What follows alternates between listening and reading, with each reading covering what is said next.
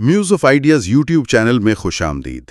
اگر آپ فلسفہ، سائنس، تاریخ، مذہب، ادب یا اساطیر جیسے موضوعات میں دلچسپی رکھتے ہیں تو ہمارے چینل کو سبسکرائب کریں اور بیل آئیکن ضرور دبائیں۔ ایک ضروری وضاحت بھی ہے، یہ کسی کتاب کا لفظ بلفظ ترجمہ نہیں ہوتا، بلکہ ہم اس کا ایک مکمل اردو جائزہ اور تشریح پیش کرتے ہیں۔ اور ایک اور بات، وائس اوور کے لیے مصنوعی ذہانت کے ٹولز استعمال کیے گئے ہیں، اس لیے تلفظ اور جنس کی شناخت میں غلطیاں ہو سکتی ہیں۔ تو آج ہم تاریخ کے ایک ایسے عظیم کام کا آغاز کر رہے ہیں جسے اکثر مغربی ادب میں تاریخ نویسی کا نقطۂ آغاز مانا جاتا ہے۔ جی، ہم بات کر رہے ہیں ہیروڈوٹس کی مشہور زمانہ کتاب دی ہسٹریز کی۔ ہمارا مقصد اس قدیم متن کی گہرائی میں جانا ہے، اس کی کہانیوں کو سمجھنا اور یہ دیکھنا ہے کہ یہ آج بھی اتنی اہم کیوں ہے۔ بالکل، آج کی نشست میں ہم اس کتاب اور اس کے مصنف کا تعارف پیش کریں گے اور پھر اس کی پہلی کتاب کا تفصیلی جائزہ لیں گے۔ تو جب ہم ہیروڈوٹس کی بات کرتے ہیں تو ہم صرف ایک مورخ کی بات نہیں کر رہے ہیں، انہیں تو بابا تاریخ یعنی فادر آف ہسٹری کہا جاتا ہے۔ بالکل، وہ ہالیکرنسس کے رہنے والے ایک یونانی تھے جو آج کے ترکی میں بوڈروم کے نام سے جانا جاتا ہے۔ اور دیکھیں، ان کی کتاب کا آغاز ہی ان کے مقصد کو واضح کر دیتا ہے۔ اچھا، وہ کیسے؟ وہ لکھتے ہیں، یہ ہالیکرنسس کے ہیروڈوٹس کی تحقیقات ہیں، اور وہ یہ اس امید میں شائع کر رہے ہیں کہ انسانوں کے کیے ہوئے کاموں کی یاد کو زوال سے بچایا جائے اور یونانیوں اور غیر یونانیوں کے عظیم کارناموں کو ان کی شان سے محروم ہونے سے روکا جائے۔ یہاں کلیدی لفظ تحقیقات ہے نا؟ یونانی میں ہسٹوریا؟ جی، جس کا مطلب ہے پوچھ گچھ کرنا۔ یہ ماضی کو دیکھنے کا ایک بالکل نیا انداز تھا۔ مطلب وہ صرف واقعات کو درج نہیں کر رہے، وہ ان کی وجوہات جاننے کی کوشش کر رہے ہیں۔ اور یہ کتاب ایک بہت منظم طریقے سے لکھی گئی ہے۔ اسے روایتی طور پر 9 کتابوں میں تقسیم کیا جاتا ہے۔ پہلی کتاب ہے کتاب اول، سائرس اور فارس کا عروج، یعنی Cyrus and the rise of Persia. کتاب 2 میں مصر کی تاریخ اور رسومات پر ہے، history and customs of Egypt. پھر کتاب سوم ہے جس میں کیمبائسس اور داریوش کا دور بیان کیا گیا ہے، یعنی رینز آف کیمبائسس اینڈ ڈائریس۔ کتاب چہارم سکھیا اور لیبیا کے بارے میں ہے، سکھیا اینڈ لیبیا۔ کتاب پنجم میں آئونین بغاوت کا ذکر ہے، دی آئونین ریوولٹ، یہ بہت اہم ہے۔ پھر آتی ہے کتاب ششم، میراتھن کی جنگ، دا بیٹل آف میراتھن۔ کتاب ہفتم میں زرکسیز کا یونان پر حملہ، Xerxes invasion of Greece, the battles of Artemisium and Salamis. اور آخر میں کتاب نعوم، پلیٹا اور مائکیلی کی جنگیں، یعنی دا بیٹلز آف پلیٹیا اینڈ مائکیلی۔ زبردست! تو آئیے اس سلسلے کو کتاب اول سے شروع کرتے ہیں، سائرس اور فارس کا عروج۔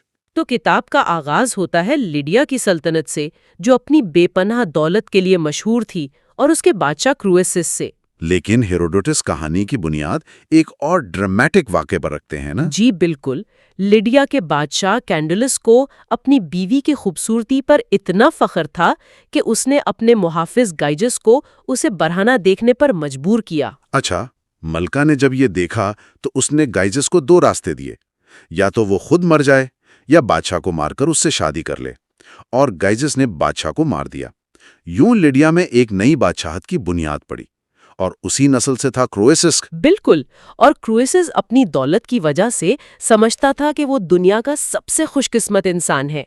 ایک دن اس کے دربار میں ایتھنز کا ایک دانشور سولون آیا۔ یہ ملاقات بہت مشہور ہے۔ کرویسس نے اس سے پوچھا کہ دنیا کا سب سے خوش قسمت انسان کون ہے؟ جی، اور سولون نے کچھ عام لوگوں کے نام لیے جنہوں نے ایک باعزت زندگی گزاری اور اچھی موت پائی۔ کرویسس کے اصرار پر سولون نے جواب دیا، کسی بھی انسان کو اس کی موت تک خوش قسمت نہ کہو۔ یہ بات کرویسس کو بہت بری لگی، اور شاید یہیں سے اس کے زوال کا آغاز ہوتا ہے۔ صحیح، اس نے ابھرتی ہوئی فارسی سلطنت پر حملہ کرنے کا فیصلہ کیا۔ اس نے ڈیلفی کے مشہور معبد یعنی اوریکل سے پیشن گوئی مانگی، اور جواب آیا کہ اگر تم حملہ کرو گے تو ایک عظیم سلطنت تباہ ہو جائے گی۔ اور کرویسس نے اسے اپنی فتح کی نشانی سمجھا اور سائرس پر حملہ کر دیا۔ لیکن تباہ ہونے والی سلطنت وہ خود اس کی اپنی تھی۔ بالکل، اب کہانی فارس کے عظیم بادشاہ سائرس کی طرف مڑتی ہے۔ سائرس کی کہانی تو خود کسی افسانے سے کم نہیں۔ جی، سائرس کا نانا میڈیا کا بادشاہ ایسٹیاجیز ایک خواب دیکھتا ہے کہ اس کی بیٹی مینڈین سے ایک بیل اگتی ہے جو پوری ایشیا پر چھا جاتی ہے، اور خواب کی تعبیر یہ بتائی گئی کہ اس کا نواسا اس کی سلطنت چھین لے گا۔ تو اس نے اپنے سب سے وفادار درباری ہارپاگس کو حکم دیا کہ وہ پیدا ہونے والے بچے یعنی سائرس کو قتل کر دے۔ یہاں بھی کہانی ایک نیا موڑ لیتی ہے۔ ہارپاگس سے یہ ظلم نہ ہو سکا۔ نہیں، اس نے بچہ ایک گڈرے کو مارنے کے لیے دے دیا۔ گجرے کی بیوی نے اسی وقت ایک مردہ بچے کو جنم دیا تھا، تو انہوں نے سائرس کو اپنے مردہ بچے سے بدل لیا اور اسے پالنا شروع کر دیا۔ تو سائرس ایک عام لڑکے کی طرح پلا بڑھا، لیکن اس کی شاہانہ فطرت کہیں نہ کہیں ظاہر ہو گئی ہوگی۔ جی، بچپن کے ایک کھیل میں ہی اس کی یہ فطرت ظاہر ہو گئی اور آخرکار اس کی حقیقت بادشاہ پر بھی عیاں ہو گئی۔ ایسٹیاجیز نے سائرس کو تو معاف کر دیا، لیکن ہارپاگس سے اس سے ایک خوفناک انتقام لیا۔ ہاں، یہ بہت ہی ہولناک ہے۔ اس نے ہارپاگس کے بیٹے کو قتل کر کے اس کا گوشت ایک شاہی ضیافت میں خود ہارپاگس کو کھلا دیا۔ اسی ہارپاگس نے سائرس کو ایستیاجیز کے خلاف بغاوت کرنے پر اکسایا، جس کے نتیجے میں سائرس نے میڈیا کی سلطنت کا تختہ الٹ دیا اور پارسی سلطنت کی بنیاد رکھی۔ تو اب دو عظیم طاقتیں آمنے سامنے تھیں، سائرس اور کریسس۔ جی، اور جنگ میں کرویسس کو شکست ہوئی اور اسے زندہ گرفتار کر لیا گیا۔ جب سائرس نے اسے جلانے کا حکم دیا تو چتا پر کھڑے کرویسس کو سولون کی بات یاد آئی اور وہ چلایا، اے سولون، تم سچ کہتے تھے۔ سائرس نے یہ سنا تو وجہ پوچھی اور پوری کہانی جان کر وہ اتنا متاثر ہوا کہ اس نے کریسس کو نہ صرف معاف کر دیا بلکہ اپنا مشیر بنا لیا۔ یہ کہانی ہمیں دکھاتی ہے کہ قسمت کا پہیہ کیسے گھومتا ہے۔ اس کے بعد سائرس نے اپنی فتوحات کا سلسلہ جاری رکھا اور بابل کی عظیم سلطنت کو بھی فتح کر لیا۔ یہاں ہیروڈوٹس بابل کے کچھ دلچسپ رواجوں کا ذکر کرتا ہے نا؟ جی، وہ صرف جنگوں کا ذکر نہیں کرتا، ثقافت کا بھی کرتا ہے۔ جیسے وہاں کی گول کشتیاں جو لکڑی کے فریم پر کھال مڑ کر بنائی جاتی تھیں، یا وہ شادی کا بازار والی کہانی جہاں خوبصورت لڑکیوں کی بولی لگتی تھی اور اس سے حاصل ہونے والی رقم کم خوبصورت لڑکیوں کو جہیز کے طور پر دی جاتی تھی تاکہ ان کی بھی شادی ہو سکے۔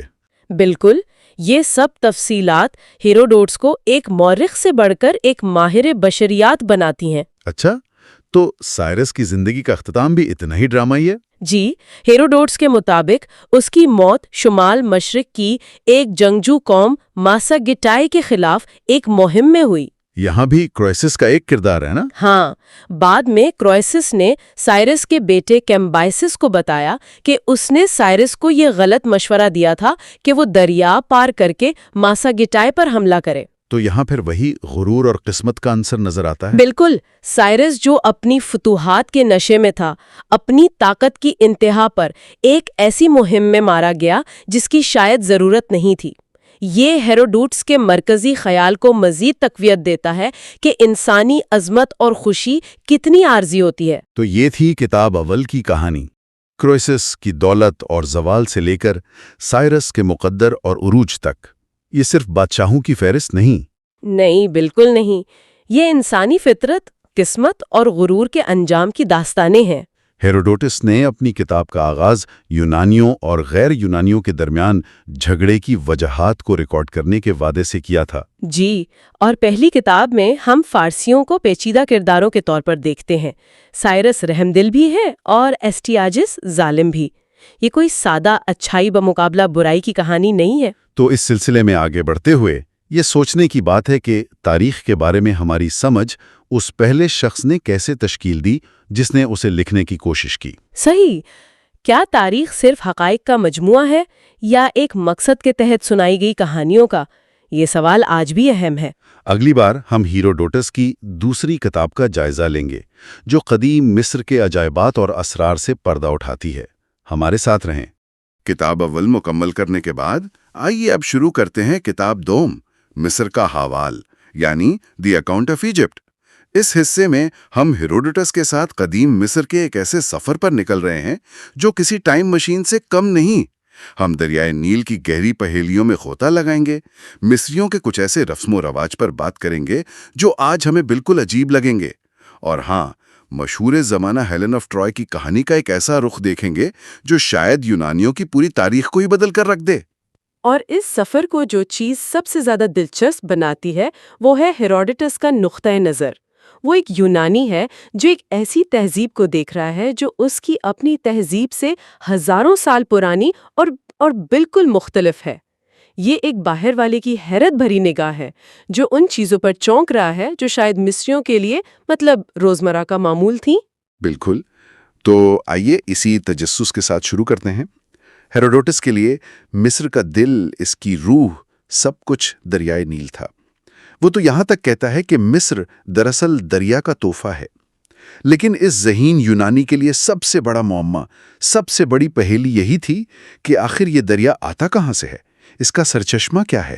یہ سوال اس کے لیے ایک جنون بن گیا تھا۔ وہ لکھتا ہے کہ اس نے جس سے بھی پوچھا، چاہے وہ مصری ہوں، لیبیائی ہوں یا خود اس کے ہم وطن یونانی، کسی کے پاس کوئی ٹھوس جواب نہیں تھا۔ سب کی باتیں سنی سنائی تھیں سوائے ایک شخص کے۔ اچھا، صرف ایک شخص؟ جی، سائس شہر میں دیوی ایتھینا کے مندر کا ایک خزانچی تھا، ایک کاتب۔ اس نے ہیروڈوٹس کو ایک کہانی سنائی۔ تو سب بے خبر تھے سوائے اس ایک شخص کے؟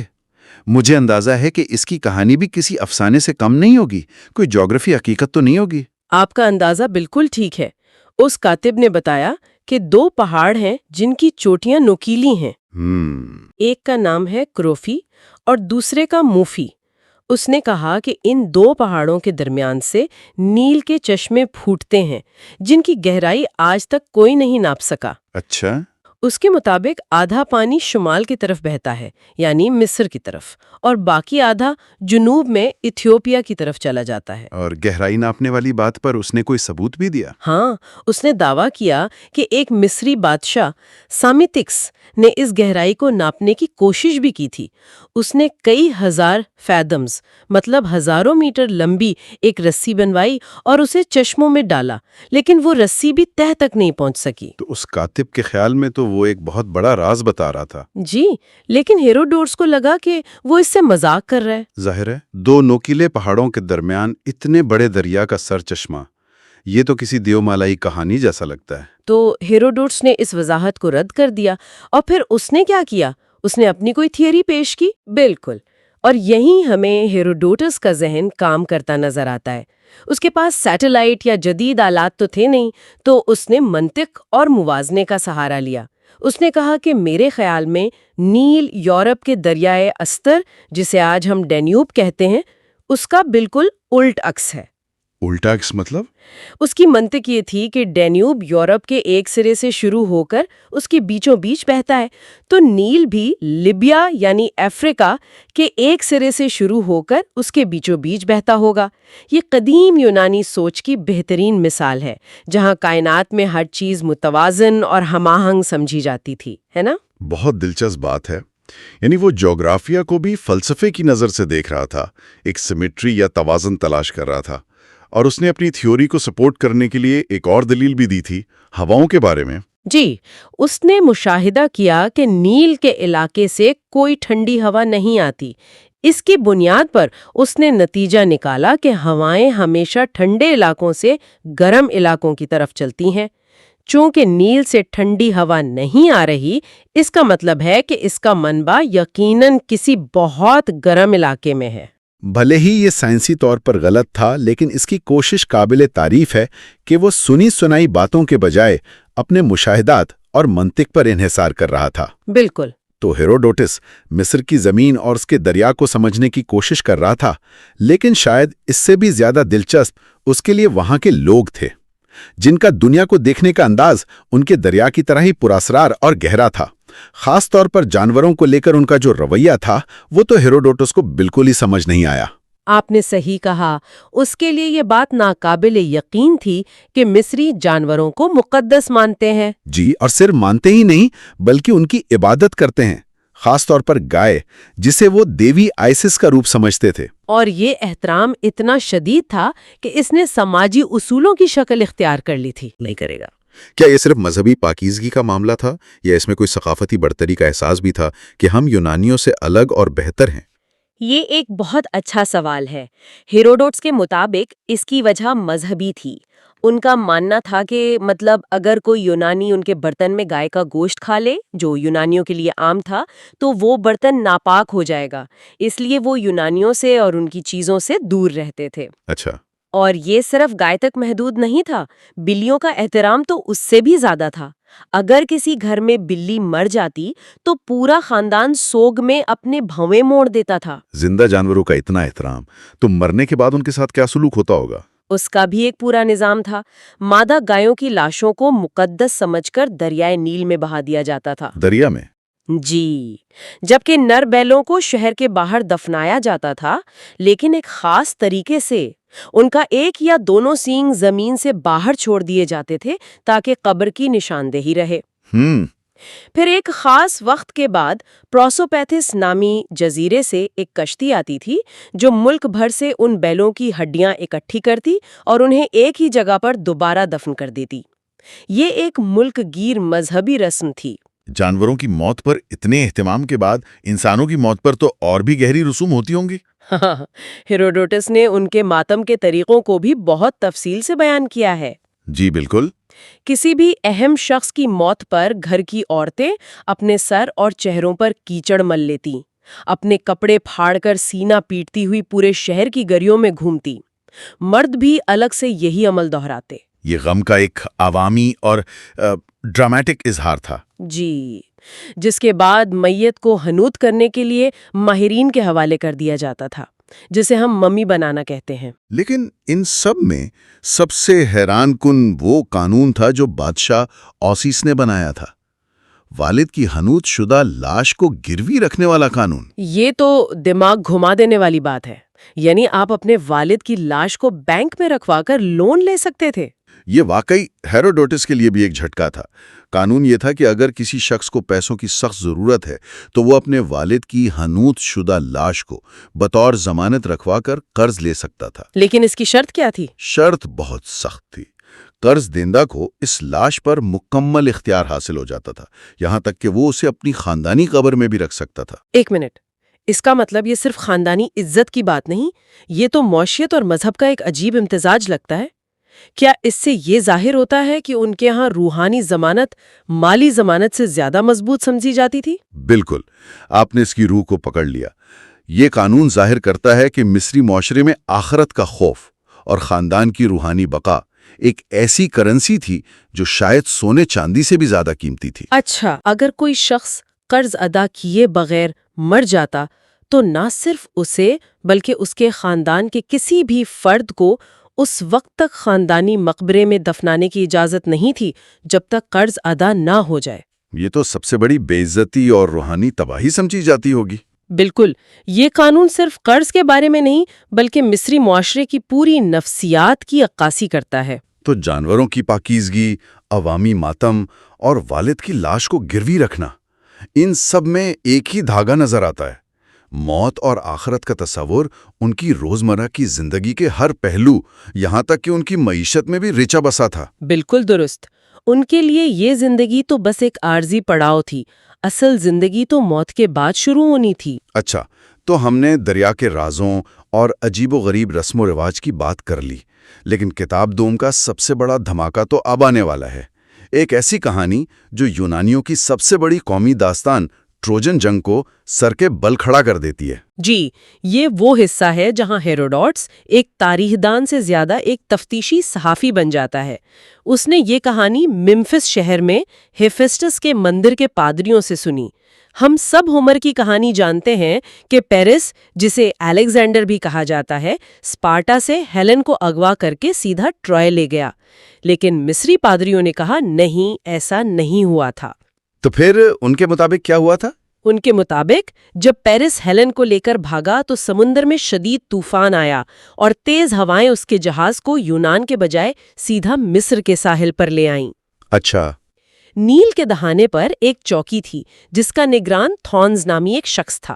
جیسے ہی اسے پتا چلا کہ جہاز پر ٹرائی کا شہزادہ ہے اور اس کے ساتھ اسپارٹا کے بادشاہ کی بیوی بھی ہے، اس نے فوراً ان سب کو گرفتار کر لیا۔ یعنی کہانی شروع ہوتے ہی ایک نیا کردار آ گیا، تھونز نامی نگران۔ اس نے انہیں گرفتار کر کے کیا کیا؟ اس نے انہیں سیدھا بادشاہ پروٹیس کے سامنے پیش کیا۔ بادشاہ نے پیرس سے پوچھا کہ وہ کون ہے اور کہاں سے آیا ہے۔ پیرس نے پہلے تو جھوٹ بولا اور اپنی شناخت چھپانے کی کوشش کی، لیکن اس کے ساتھ جو غلام آئے تھے انہوں نے سارا سچ اگل دیا۔ اچھا، غلاموں نے بتا دیا؟ جی، انہوں نے بتا دیا کہ کس طرح پیرس نے اپنے میزبان بادشاہ مینیلائیوس کی مہمان نوازی کا ناجائز فائدہ اٹھایا اور اس کی بیوی اور خزانہ لے کر بھاگ آیا۔ اور بادشاہ کا فیصلہ کیا تھا؟ ایک غیر ملکی شہزادہ جس نے مہمان نوازی کے سارے اصول توڑے تھے، اس کے ساتھ کیا سلوک ہوا؟ بادشاہ پروٹیس سخت ناراض ہوا۔ اس نے پیرس کو خوب کھری کھری سنائی کہ مہمان بن کر آنا اور ایسی گھٹیا حرکت کرنا بدترین جرم ہے، لیکن اس نے کہا چونکہ ہمارا اصول ہے کہ ہم اپنے ساحل پر آنے والے کسی اجنبی کو قتل نہیں کرتے، اس لیے میں تمہیں زندہ چھوڑ رہا ہوں۔ تو اسے جانے دیا؟ ہاں، کہا تم اور تمہارے ساتھی 3 دن کے اندر مصر سے نکل جاؤ، لیکن یہ عورت ہیلن اور یہ سارا خزانہ یہیں رہے گا، اور یہ بھی کہا کہ جب اس کا اصل شوہر مینیلائیوس خود یہاں آئے گا تو میں یہ امانت اس کے حوالے کر دوں گا۔ ایک منٹ، اس کا مطلب یہ ہے کہ ٹروائے کی پوری جنگ، 10 سال کی تباہی، لاکھوں ہلاکتیں، یونان کے بہترین جنگجوؤں کی موت، ایک عظیم شہر کی بربادی، یہ سب ایک ایسی عورت کے لیے لڑی گئی جو ٹروائے میں تھی ہی نہیں۔ یہ تو ناقابل یقین ہے۔ مصریوں کے مطابق بالکل یہی سچائی ہے۔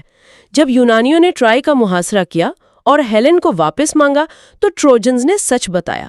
انہوں نے قسمیں کھا کر کہا کہ ہیلن ان کے پاس نہیں ہے، وہ مصر میں ہے۔ لیکن یونانیوں نے ان کی بات پر یقین نہیں کیا۔ بالکل نہیں، انہوں نے سوچا کہ وہ مذاق کر رہے ہیں، ان کا تمسخر اڑا رہے ہیں، اور انہوں نے شہر پر حملہ کر دیا۔ لیکن کیا ہیروڈوٹس نے خود اس کہانی پر یقین کر لیا؟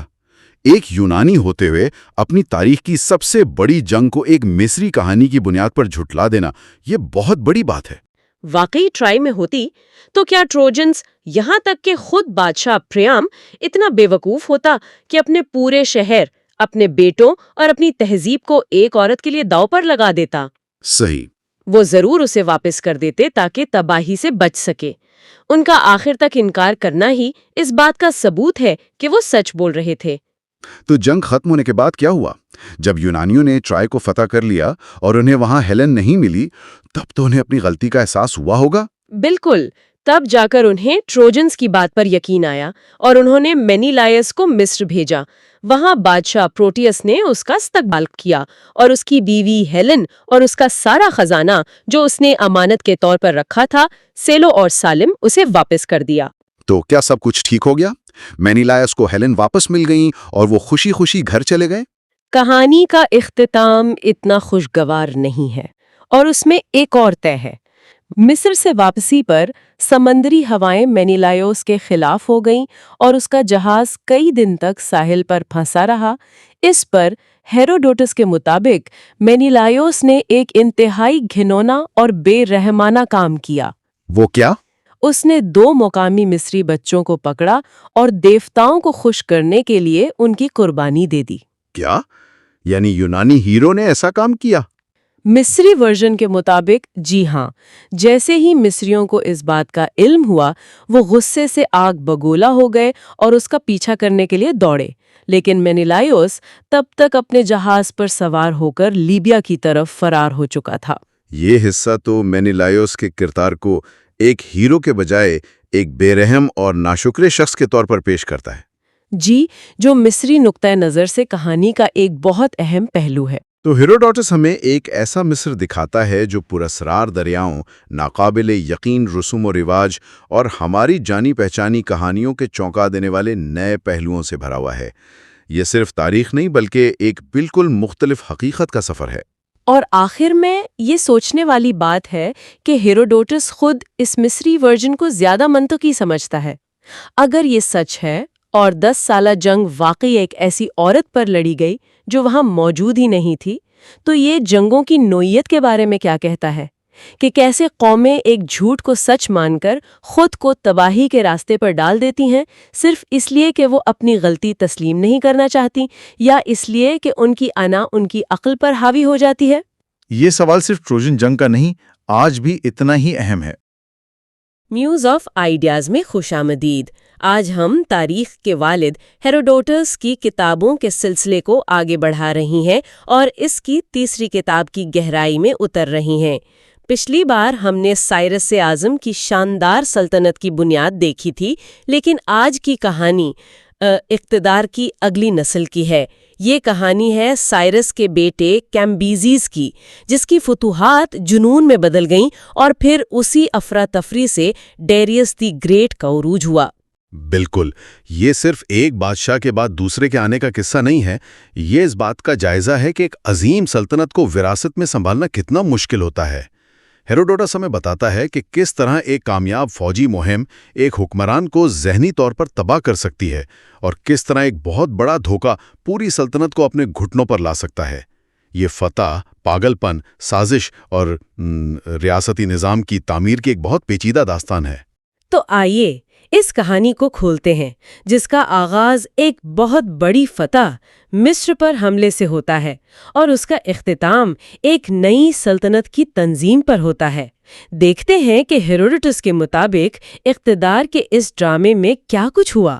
تو کہانی کا آغاز ہوتا ہے کیمبیسیز کے ایک بہت بڑے منصوبے سے، مصر کو فتح کرنا، جو اس وقت کی امیر ترین اور قدیم ترین تہذیبوں میں سے ایک تھے۔ لیکن فارس اور مصر کے بیچ میں ایک بہت بڑا صحرا تھا، اسے پار کرنا ہی سب سے بڑا چیلنج تھا۔ اور یہیں پر تاریخ میں ایک غیر متوقع کردار کی انٹری ہوتی ہے۔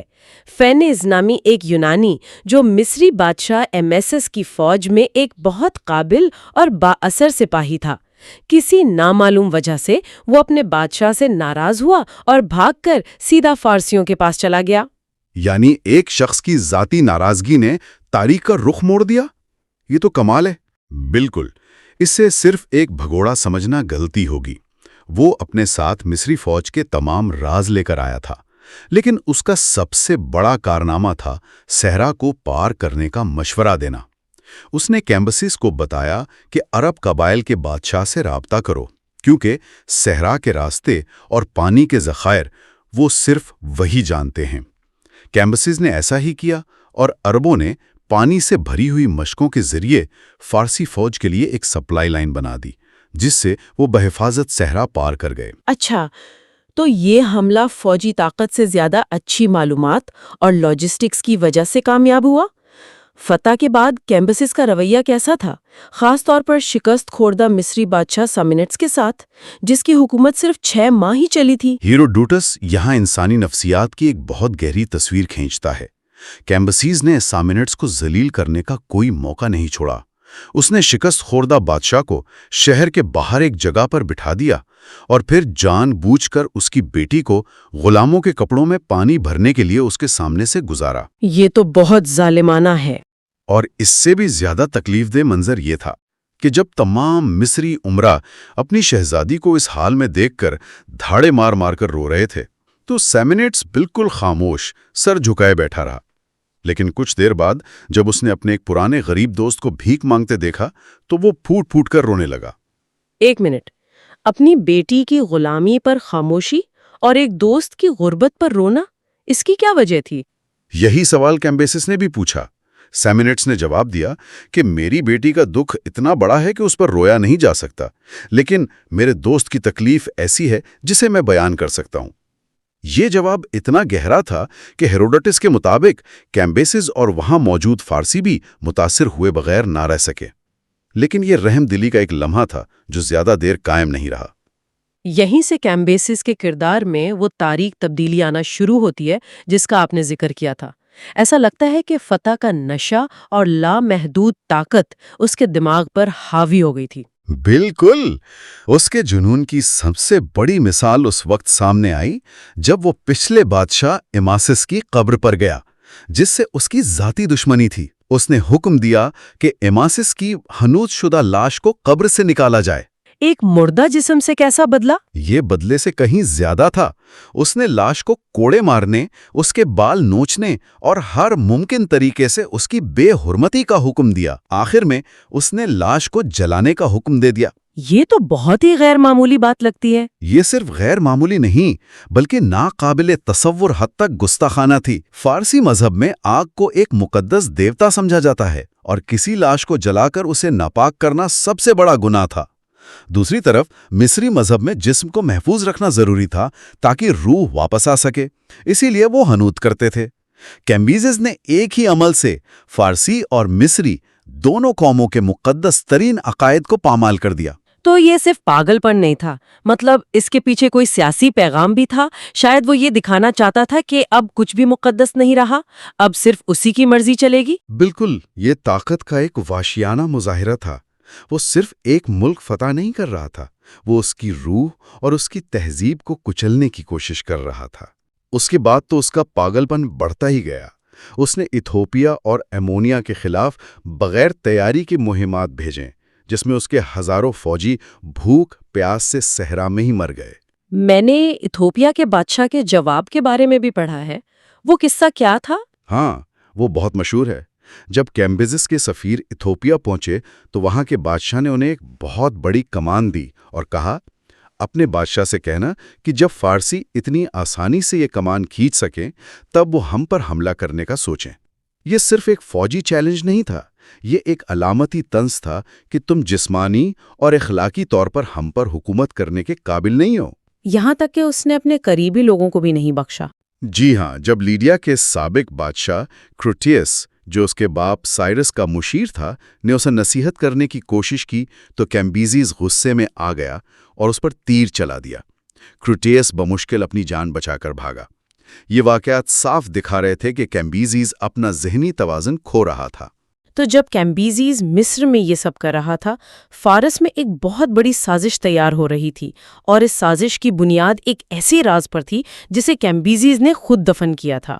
وہ راز یہ تھا کہ کیمبیزز نے تخت پر بیٹھنے سے پہلے حسد کی وجہ سے اپنے سگے بھائی سمرڈس کو خفیہ طور پر قتل کروا دیا تھا۔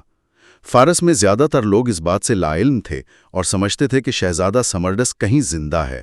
تو اس خلا کا فائدہ کس نے اٹھایا؟ یہیں پر مجوسیوں یعنی میجی کا کردار سامنے آتا ہے، ٹھیک ہے؟ اور یہ مجوسی تھے کون؟ یہ فارس کا ایک مذہبی طبقہ تھے، پادریوں کی طرح۔ ان کے پاس کافی اثر و رسوخ تھا، لیکن وہ شاہی خاندان سے نہیں تھے۔ ان میں سے 2 بھائی تھے، جن میں سے ایک کا نام پاتیزیتھیس تھا۔ اس نے یہ سارا منصوبہ بنایا۔ اور منصوبہ کیا تھا؟ منصوبہ ناقابل یقین حد تک جرأت مندانہ تھا۔ پاتیزیتھیس کا ایک بھائی تھا جو اتفاق سے قتل ہونے والے شہزادے سمرڈیس کا ہم شکل تھا، اور اس سے بھی زیادہ حیرت کی بات یہ کہ اس کا نام بھی سمرڈیس تھا۔ ایک منٹ، یہ تو ناقابل یقین اتفاق ہے۔ ایک تو وہ ہم شکل تھا اور اوپر سے اس کا نام بھی سمرڈیس تھا۔ یہ تو سازش کرنے والوں کے لیے ایک خواب کے پورا ہونے جیسا تھا۔ بالکل، پاتیزیتھیس نے اسی کا فائدہ اٹھایا۔ اس نے اپنے بھائی کو خفیہ طور پر تخت پر بٹھا دیا اور پورے ملک میں یہ اعلان کروا دیا کہ سائرس کا بیٹا اصلی سمرڈیس واپس آ گیا ہے اور اب وہی بادشاہ ہے۔ اس نے ہر جگہ قاصد بھیجے، یہاں تک کہ مصر میں موجود فوج کو بھی حکم بھیجا کہ آئندہ سے کیمبیسیس کی نہیں بلکہ سمرڈیس سائرس کے بیٹے کی اطاعت کی جائے۔ کیمبیسیس کا رد عمل کیا تھا جب اس نے یہ سنا؟ جب کیمبیسس تک یہ خبر پہنچی تو پہلے تو اسے لگا کہ اس کے جنرل پریکسپس نے، جسے اس نے اپنے بھائی کو مارنے کا حکم دیا تھا، اسے دھوکہ دیا ہے۔ لیکن جب پریکسپس نے قسم کھا کے سچ بتایا تو کیمبیسس کو اپنی غلطی اور اس کے نتائج کا احساس ہوا۔ وہ فوراً اپنی فوج کو لے کر فارس واپسی کے لیے نکلا، لیکن راستے میں گھوڑے پر چڑھتے ہوئے حادثاتی طور پر اس کی اپنی ہی تلوار اس کی ران میں گھس گئی۔ اور پھر وہ اسی زخم سے مر گیا؟ ہاں، لیکن مرنے سے پہلے اس نے تمام فارسی امراء کو بلایا اور ان کے سامنے سارا سچ اگل دیا کہ اس نے اپنے بھائی کو مروایا تھا اور تخت پر بیٹھا شخص ایک دھوکے باز مجوسی ہے۔ لیکن اس کی کہانی اتنی عجیب تھی اور اس کی شہرت اتنی خراب ہو چکی تھی کہ امراء نے اس کی بات پر یقین ہی نہیں کیا۔ انہوں نے سوچا کہ وہ مرتے مرتے بھی اپنے بھائی سے نفرت کی وجہ سے ایک کہانی گھڑ رہا ہے۔ تو اب پوری فارسی سلطنت ایک دھوکے باز کے قبضے میں تھی اور اصلی بادشاہ کی موت کا سچ بھی دفن ہو چکا تھا۔ ایسا لگتا تھا کہ یہ جھوٹ ہمیشہ کے لیے تاریخ کا حصہ بن جائے گا، لیکن ہر راز ہمیشہ راز نہیں رہتا، ٹھیک ہے؟ بالکل، اور یہاں کہانی میں فارس کے 7 طاقتور ترین خاندانوں کی انٹری ہوتی ہے۔ ان میں سے ایک ओतानीज नामी अमीर को सबसे पहले शक हुआ। उसने अपने बेटी, जो जाली बादशाह की बीवियों में से एक थी, के जरिए तस्दीक की कि ये शख्स असली समरडिस नहीं है। उसके बाद उसने फारस के 6 और बड़े उमरा, जिनमें मेगाबेजिस और एक नौजवान ज़हीन अमीर डेरियस भी शामिल था, को अपने साथ मिलाया। और उन्होंने एक खूनी बगावत का मंसूबा बनाया। जी हाँ, वो सातों महल में घुस गए और जाली समरडिस और उसके भाई पातिज़यतीज़ दोनों को कत्ल कर दिया। अब तख्त खाली था, धोखा खत्म हो चुका था, लेकिन अब सल्तनत का मुस्तकबिल गैर यकीनी था। और उसके बाद जो हुआ वो तारीख के सबसे दिलचस्प सियासी मुबहसों में से एक है। एक खूनी बगावत के फौरन बाद ये 7 लोग बैठकर हुकूमत की अक़साम पर एक फिलसफियाना बहस कर रहे थे। और ये कोई मामूली बहस नहीं थी। हेरोडोटस के मुताबिक ये कदीम दुनिया में सियासी नज़रियात का पहला बाकायदा मुबाहिसा था। ओतानीज, जिसने साजिश का पर्दाफाश किया था, ने सबसे पहले जमहूरियत यानी डेमोक्रेसी की वकालत की। उसने कहा कि एक शख्स की हुकूमत यानी बादशाहत हमेशा जुल्म की तरफ ले जाती है, क्योंकि लामहदूद ताकत इंसान को बिगाड़ देती है। उसने तजवीज़ दी कि इख्तिदार अवाम के हवाले कर दिया जाए। लेकिन जाहिर है सब इससे मुत्तफिक नहीं थे। नहीं, मेगाबीस ने अशराफिया की हुकूमत ओलिगार्की की तजवीज़ दी। उसकी दलील ये थी कि अवाम का हुजूम बेवकूफ़ और गैर मुस्तकिल होता है, वो बगैर सोचे समझे फैसले करता है। इसके बजाय मुल्क के सबसे काबिल और बेहतरीन लोगों के एक ग्रोह को हुकूमत करनी चाहिए, यानी अशराफिया को। और फिर डेरियस ने अपनी राय दी। वो अब तक खामोश था, लेकिन उसकी दलील फैसला कुन साबित हुई। डेरियस ने बादशाहत, मोनार्की की हिमायत की। इसने बड़ी चालाकी से दोनों पिछली दलीलों को रद्द कर दिया। उसने कहा कि ओलिगार्की में बेहतरीन लोग भी आपस में दुश्मनी और साजिशें करने लगते हैं। हर कोई खुद को सबसे ऊपर देखना चाहता है, और जमहूरियत में करप्शन और नाअहली अफरा तफरी पैदा करती है, जिससे तंग आकर अवाम खुद ही एक निजात दहिंदा या डिक्टेटर को चुन लेते हैं। उसके नज़दीक सिर्फ एक बेहतरीन, काबिल और मजबूत हुक्मरान ही सल्तनत को जोड़कर रख सकता था। ये तो तकरीबन वही बहस है जो आज भी दुनिया में 2500 साल बाद जारी है। आखिर में डेरियस की राय जीत गई, लेकिन अब सवाल ये था कि इन 7 में से बादशाह कौन बनेगा। उन्होंने एक बहुत ही अजीब तरीका अपनाया। फैसला हुआ कि वो सब अगले दिन सुबह शहर के बाहर अपने घोड़ों पर जमा होंगे, और जिसका घोड़ा सूरज निकलने पर सबसे पहले हिननाएगा वही बादशाह बनेगा। ये तो किस्मत पर छोड़ने वाली बात हुई। हाँ, लेकिन हेरोडोटस के मुताबिक डेरियस ने किस्मत पर भरोसा नहीं किया। उसने अपने सायस की मदद से एक चाल चली, जिसकी वजह से उसका घोड़ा ही सबसे पहले हिनहिनाया, और इस तरह डेरियस फारस का नया बादशाह बन गया। अब डेरियस बादशाह तो बन गया, लेकिन उसके सामने साइरस और कैम्बियसिस की बनाई हुई एक बेहद वसी सल्तनत थी, जो बगावत और आफरा तफरी की वजह से कमजोर हो चुकी थी। उसे चलाना कोई आसान काम नहीं था। और यहीं पर डेरियस की असल काबिलियत सामने आती है। वो सिर्फ एक साजिशी या जंगजू नहीं था, बल्कि एक गैर मामूली मुंतजिम था। उसने पूरी सल्तनत को तकरीबन 20 सूबों में तकसीम किया, जिन्हें सैट्रपी यानी सैट्रपी कहा जाता था। ये एक इनकलाबी कदम था, जो सल्तनत को एक मुनज़्ज़म ढांचा दे रहा था। और हर सूबे पर एक गवर्नर यानी सैट्रैप मुकर्रर किया गया, और उससे एक मुकर्ररा सालाना टैक्स वसूल किया जाता था। जी हाँ, और हेरोडोटस ने उसकी पूरी फहरिस्त दी है, जो हमें फारसी सल्तनत की दौलत का अंदाज़ा देती है। मिसाल के तौर पर पहली सैट्रपी, जिसमें आयोनियन यूनानी शामिल थे, 400 टैलेंट चांदी अदा करती थी। और 400 टैलेंट का मतलब आज के दौर में क्या होगा? ये कोई छोटी मोटी रकम तो नहीं होगी। बिल्कुल नहीं, ये एक बहुत बड़ी रकम थी। इससे एक छोटी फौज को साल भर के लिए मुसल्ला किया जा सकता था और तनख्वाह दी जा सकती थी। लेकिन कुछ सूबों से आने वाला टैक्स तो होश उड़ा देने वाला था। जैसे नवीं सैट्रपी, जिसमें बाबुल और असीरिया का इलाका था, 1000 टैलेंट चांदी के अलावा 500 ख्वाजा सरा लड़के भी फराहम करती थीं। ये निज़ाम सल्तनत को मुस्तहकम करने में कितना कामयाब रहा? ये इंतहाई कामयाब रहा।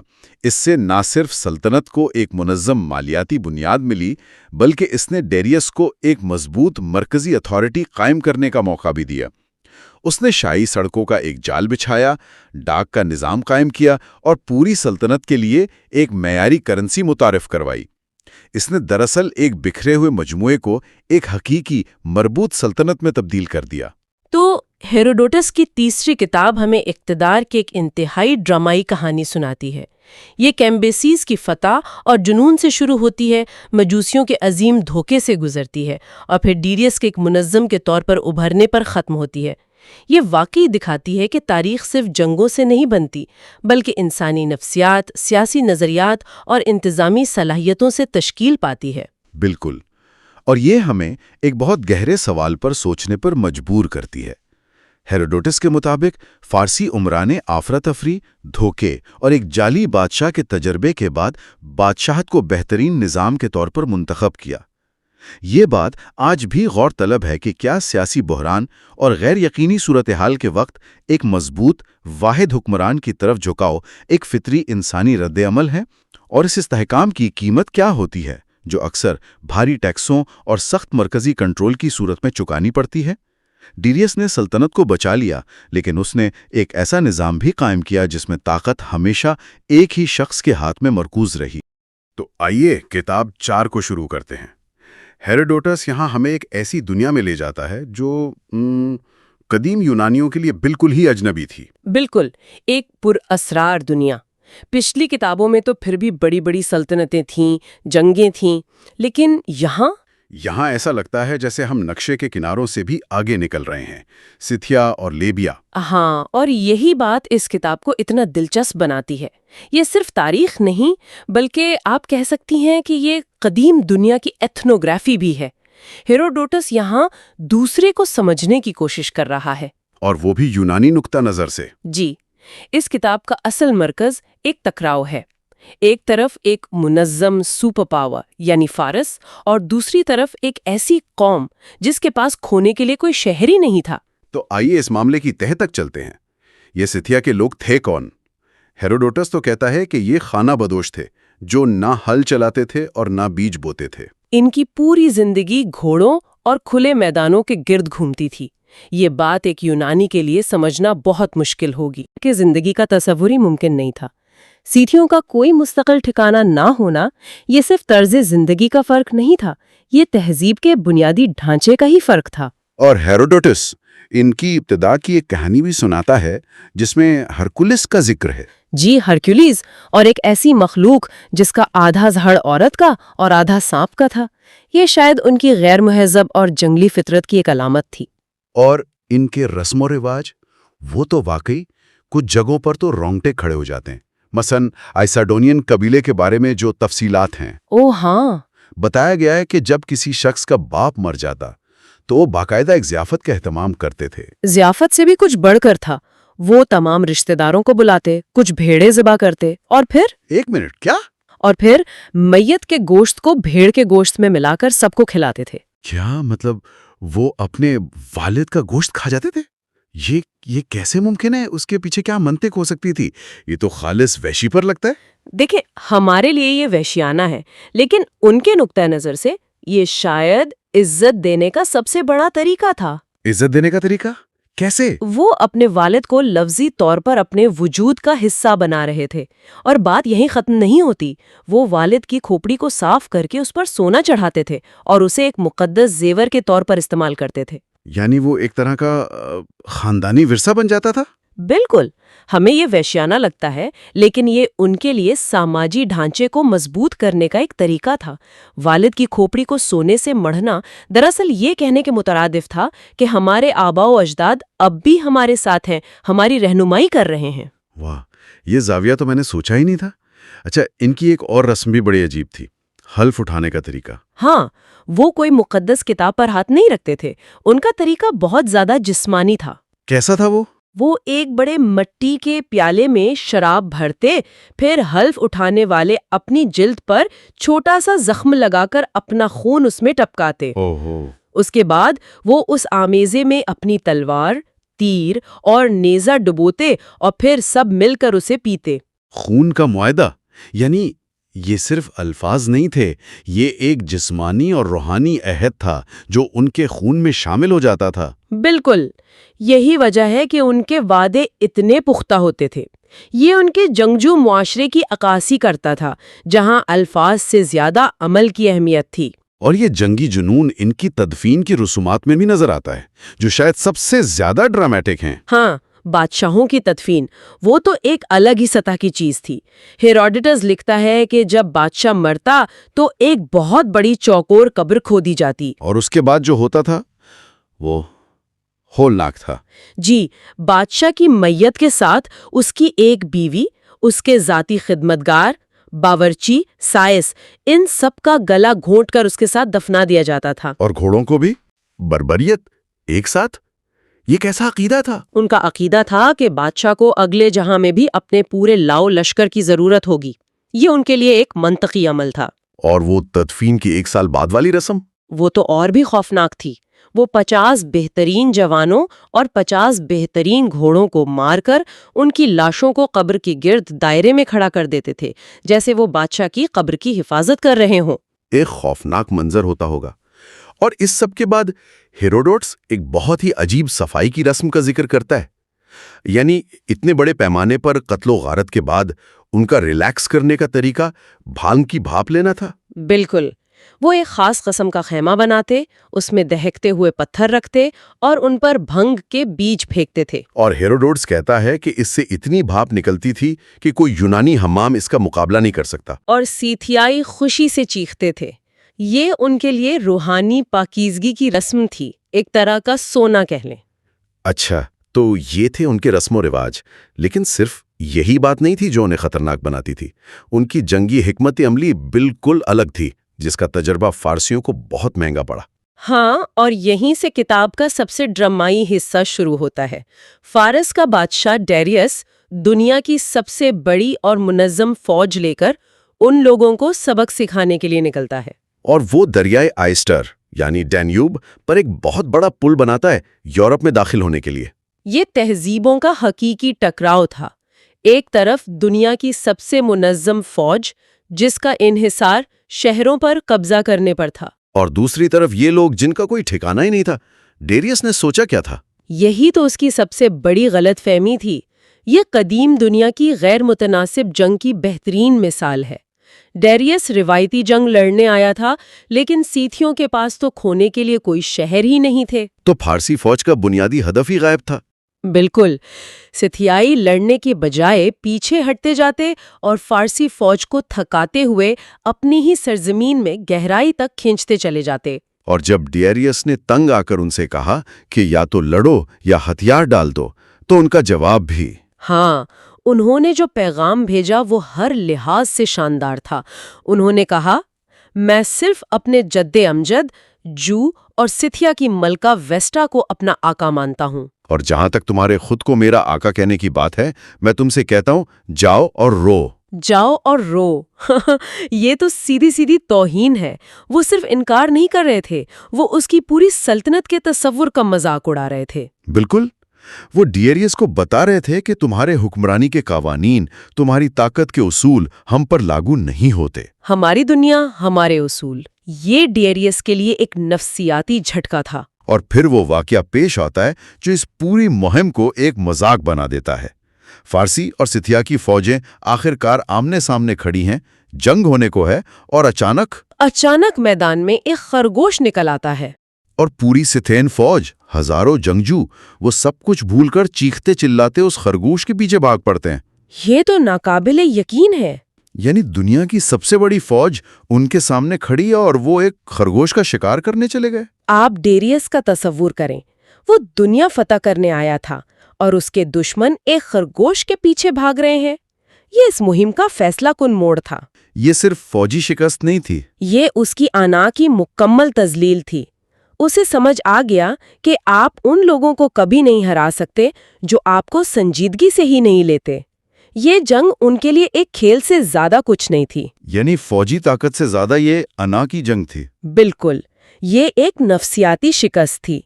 اسے احساس ہو گیا کہ وہ ایک ایسی قوم کا پیچھا کر رہا ہے جسے پکڑا نہیں جا سکتا اور جسے ہرایا نہیں جا سکتا، کیونکہ ان کے لیے شکست کے معنی ہی مختلف تھے۔ اور اس واقعے کے بعد اس نے خاموشی سے پسپائی کا فیصلہ کیا۔ اور یہ پوری مہم تاریخ کی سب سے بڑی ناکامیوں میں سے ایک بن گئی۔ ڈیز کی یہ ناکامی ثابت کرتی ہے کہ آپ اپنی تہذیب کے اصول ہر کسی پر لاگو نہیں کر سکتے، اور اگر سیتھیا یونانیوں کے لیے ایک معمہ تھا تو ہیروڈوٹس ہمیں ایک ایسی جگہ لے جاتا ہے جو اس سے بھی زیادہ پراسرار تھی، افریقہ کا وہ حصہ جسے وہ لیبیا کہتے تھے۔ ہاں، کتاب کا دوسرا نصف حصہ لیبیا کے لیے وقف ہے۔ ہیروڈوٹس کے لیے لیبیا مصر سے آگے پورے شمالی افریقہ کے لیے ایک وسیع اصطلاح تھی۔ یہ افواہوں، داستانوں اور نامکمل معلومات کی سرزمین تھی۔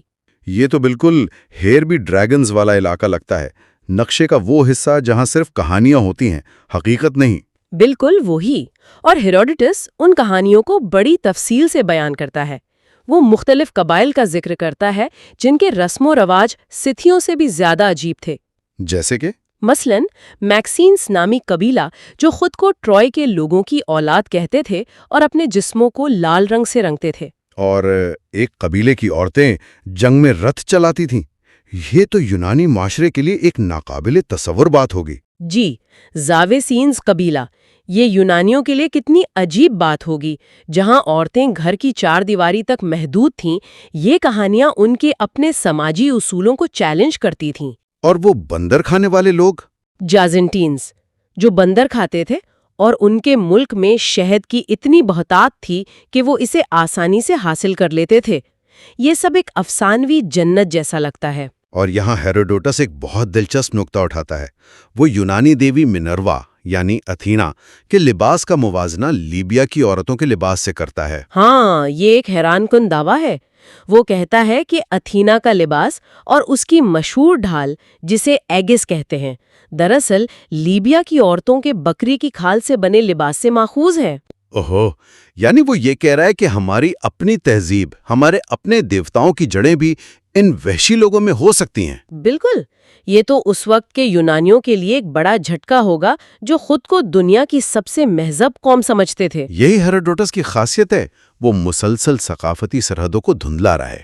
جی، وہ یہ کہنے کی کوشش کر رہا ہے کہ جسے ہم خالص یونانی سمجھتے ہیں، ہو سکتا ہے اس کے کچھ عناصر کہیں اور سے آئے ہوں۔ وہ اپنے قارئین کو ایک وسیع تر دنیا دکھا رہا تھا۔ لیکن پھر بات اس سے بھی آگے نکل جاتی ہے۔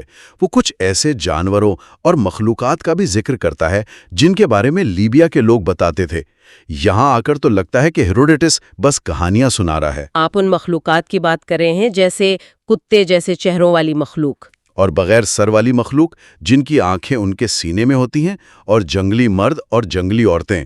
جی بالکل، بغیر سر والے انسان جن کی آنکھیں سینے میں ہوں، یہ تو سیدھی سیدھی دیومالا ہے۔ تو کیا اس سے ہیروڈوٹس کی ساخت بطور مورخ مجروح نہیں ہوتی؟ یہ ایک بہت اہم سوال ہے، لیکن ہمیں یہ دیکھنا ہوگا کہ ہیروڈوٹس یہ دعویٰ نہیں کر رہا کہ میں نے انہیں دیکھا۔ وہ بہت احتیاط سے کہتا ہے کہ لیبیا کے لوگ ایسا کہتے ہیں۔ یعنی وہ صرف رپورٹنگ کر رہا ہے۔ جی، وہ ایک رپورٹر کا، ایک اینتھروپولوجسٹ کا کام کر رہا ہے۔ وہ ایمانداری سے وہ سب کچھ ریکارڈ کر رہا ہے جو اس نے سنا، چاہے وہ کتنا ہی ناقابل یقین کیوں نہ ہو۔ تو اس کا مقصد تاریخ لکھنا نہیں بلکہ اس زمانے کے عقائد کو محفوظ کرنا تھا؟ میرے خیال میں دونوں۔ وہ ہمیں اس دور کی نفسیات کے بارے میں بتا رہا ہے کہ معلوم دنیا کے کنارے پر لوگ کیا یقین رکھتے تھے اور کس چیز سے ڈرتے تھے۔ یہ کہانیاں ہمیں یونانی علم کی حدود کا اندازہ دیتی ہیں۔ اور یہ بھی کہ اس وقت تاریخ اور دیومالا کے درمیان کی لکیر کتنی باریک تھی۔ وہ ہمیں بتا رہا ہے کہ دنیا ہمیشہ صاف اور منطقی نہیں ہوتی، خاص طور پر جب آپ اپنی جانی پہچانی دنیا سے باہر قدم رکھتے ہیں۔ تو اس سب کا کیا مطلب ہے؟ اس کتاب میں ہم نے سیتھیا کے خونی معاہدوں اور کھوپری کے پیالوں سے لے کر فارسی سلطنت کی تضلیل تک اور پھر لیبیا کے سر بریدہ انسانوں کی کہانیوں تک کا سفر کیا۔ ہیروڈوٹس ہمیں کیا دکھانے کی کوشش کر رہا ہے؟ میرے خیال میں وہ اپنے عظیم مقصد کو پورا کر رہا ہے۔ وہ صرف یونان اور فارس کی جنگوں کو قلم بند نہیں کرنا چاہتا تھا، بلکہ تمام لوگوں کی ثقافتوں، روایات اور طرز زندگی کو محفوظ کرنا چاہتا تھا، چاہے وہ یونانیوں کو کتنے ہی عجیب کیوں نہ لگیں۔ وہ ہمیں دکھا رہا ہے کہ دنیا ان کی اپنی چھوٹی سی یونانی دنیا سے کہیں زیادہ بڑی، متنوع اور پیچیدہ تھی۔ بالکل، یہ کتاب ہمیں یاد دلاتی ہے کہ تہذیب کا کوئی ایک پیمانہ نہیں ہوتا۔ تو آخر میں سوال یہی رہ جاتا ہے جو آپ نے ابھی اٹھایا، ہیروڈوٹس نے لیبیا کے بارے میں ایسی کہانیاں درج کیں جن میں بغیر سر والے انسانوں کا ذکر ہے۔ کیا یہ اسے ایک ناقابل اعتبار مورخ بناتا ہے یا یہ اس کے کام کی اصل قدر کو ظاہر کرتا ہے کہ وہ ایمانداری سے وہ سب کچھ ریکارڈ کر رہا تھا جو اس نے سنا، چاہے وہ کتنا ہی ناقابل یقین کیوں نہ ہو، اور اس طرح اپنے زمانے کی دنیا کا ایک حقیقی غیر فلٹر شدہ عکس پیش کر رہا تھا۔ Muse of ideas YouTube channel میں خوش آمدید۔ آج ہمارے پاس تاریخ کی ایک بہت ہی مشہور کتاب ہے، ہیروڈوٹس کی دا ہسٹریز۔ جی، اور ہم ایک ایسے دور کا جائزہ لے رہے ہیں جب فارس کی عظیم سلطنت اور یونان کی چھوٹی شہری ریاستوں کے درمیان ایک کہہ لیں کہ ایک تہذیبی تصادم شروع ہوا۔ بالکل، یہ کہانی ایک بغاوت سے شروع ہوتی ہے جس نے سچ پوچھیں تو تاریخ کا دھارا ہی بدل دیا۔ اور یہ کوئی معمولی تصادم نہیں تھا۔ ایک طرف ایک بہت بڑی مرکزی سلطنت اور دوسری طرف آزاد خود مختار شہری ریاستیں۔ تو آئیے شروع کرتے ہیں۔